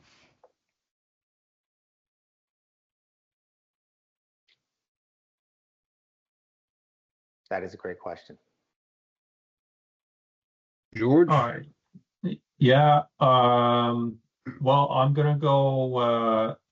I'll answer the question with a quick story. I've got it on I bought a 7-acre parcel, and I've got it on that. So that's, you know, that's not a huge parcel. And I say when it says resource taxable, I mean I assume that means property taxes. So. Yeah, so that's actually a point worth mentioning. So a lot of people are unaware that if they get a management plan and they have land that is residential taxable, they can reduce that tax base with this plan to 25 cents an acre. Municipalities do have the power to enforce another 1 cent on top of that for fire, for reasons of wildfire money, deferring money to resources that go into that. But this is a big thing that people do not understand. It is recognized from the government and municipalities. So 25 cents per acre down from residential, which differs, I'm assuming differs depending on the municipality. I saw Cy nodding his head up and down. Is this a common one that people sort of miss in terms of the resource taxable opportunity there? Sometimes, and I was going to add to George, I think I have my mother-in-law, I think, has a property that's only like 2 or 3 acres that is zoned resource. So, you know, it's just, and sometimes I think it's your location of where you are and what's around you too, that if you're in a development area, you're probably not going to have much of an argument. But if you're in a forest area where there's really nobody else building houses and doing those type of things, I would imagine you could probably make the argument on just about any size property here in Nova Scotia anyway. Yeah, there is a size, of course, at which over which you would be a commercial, and that's worth knowing. I'm going to, I'll send out again, Ian McLean's guide that he's written from a legal perspective, I think has some comments in this, and I'm very happy to sort of share that with folks if they want to reach out, or we'll include it when we send out our message there, the recording of this. That really does take us to the end of the session here. I want to thank our panelists for joining us today and spending their time with our members. It's extremely valuable to have your attention here and answering questions for us and giving us a sense from your professional point of view. So thank you very much for joining us. And thanks to our audience for joining as well. Both the Working Woodlands Trust and the Federation of Nova Scotia Woodland Owners are membership-driven organizations, and we're here to serve you, and we work for you. And so we're very happy when you show up at these kinds of events, and hope that they're of some value to you. Stay tuned for the updated email, as I mentioned, as well as the prize draw, which we will announce with that email. And thanks also to the Working Woodlands Trust, to Ellen and others for putting all this work into setting this up in the first place and promoting the event. Any last comments from you, Mari? No, just immense gratitude for the panel and everybody's full attention for 3 hours. That was a long webinar, and yeah, that was fantastic. We retained over 90% of our audience the whole time, which was great. Yeah, just thank you so much, Keta, George, and Sai for joining us. And Sai, I think you had a hand up there for a second.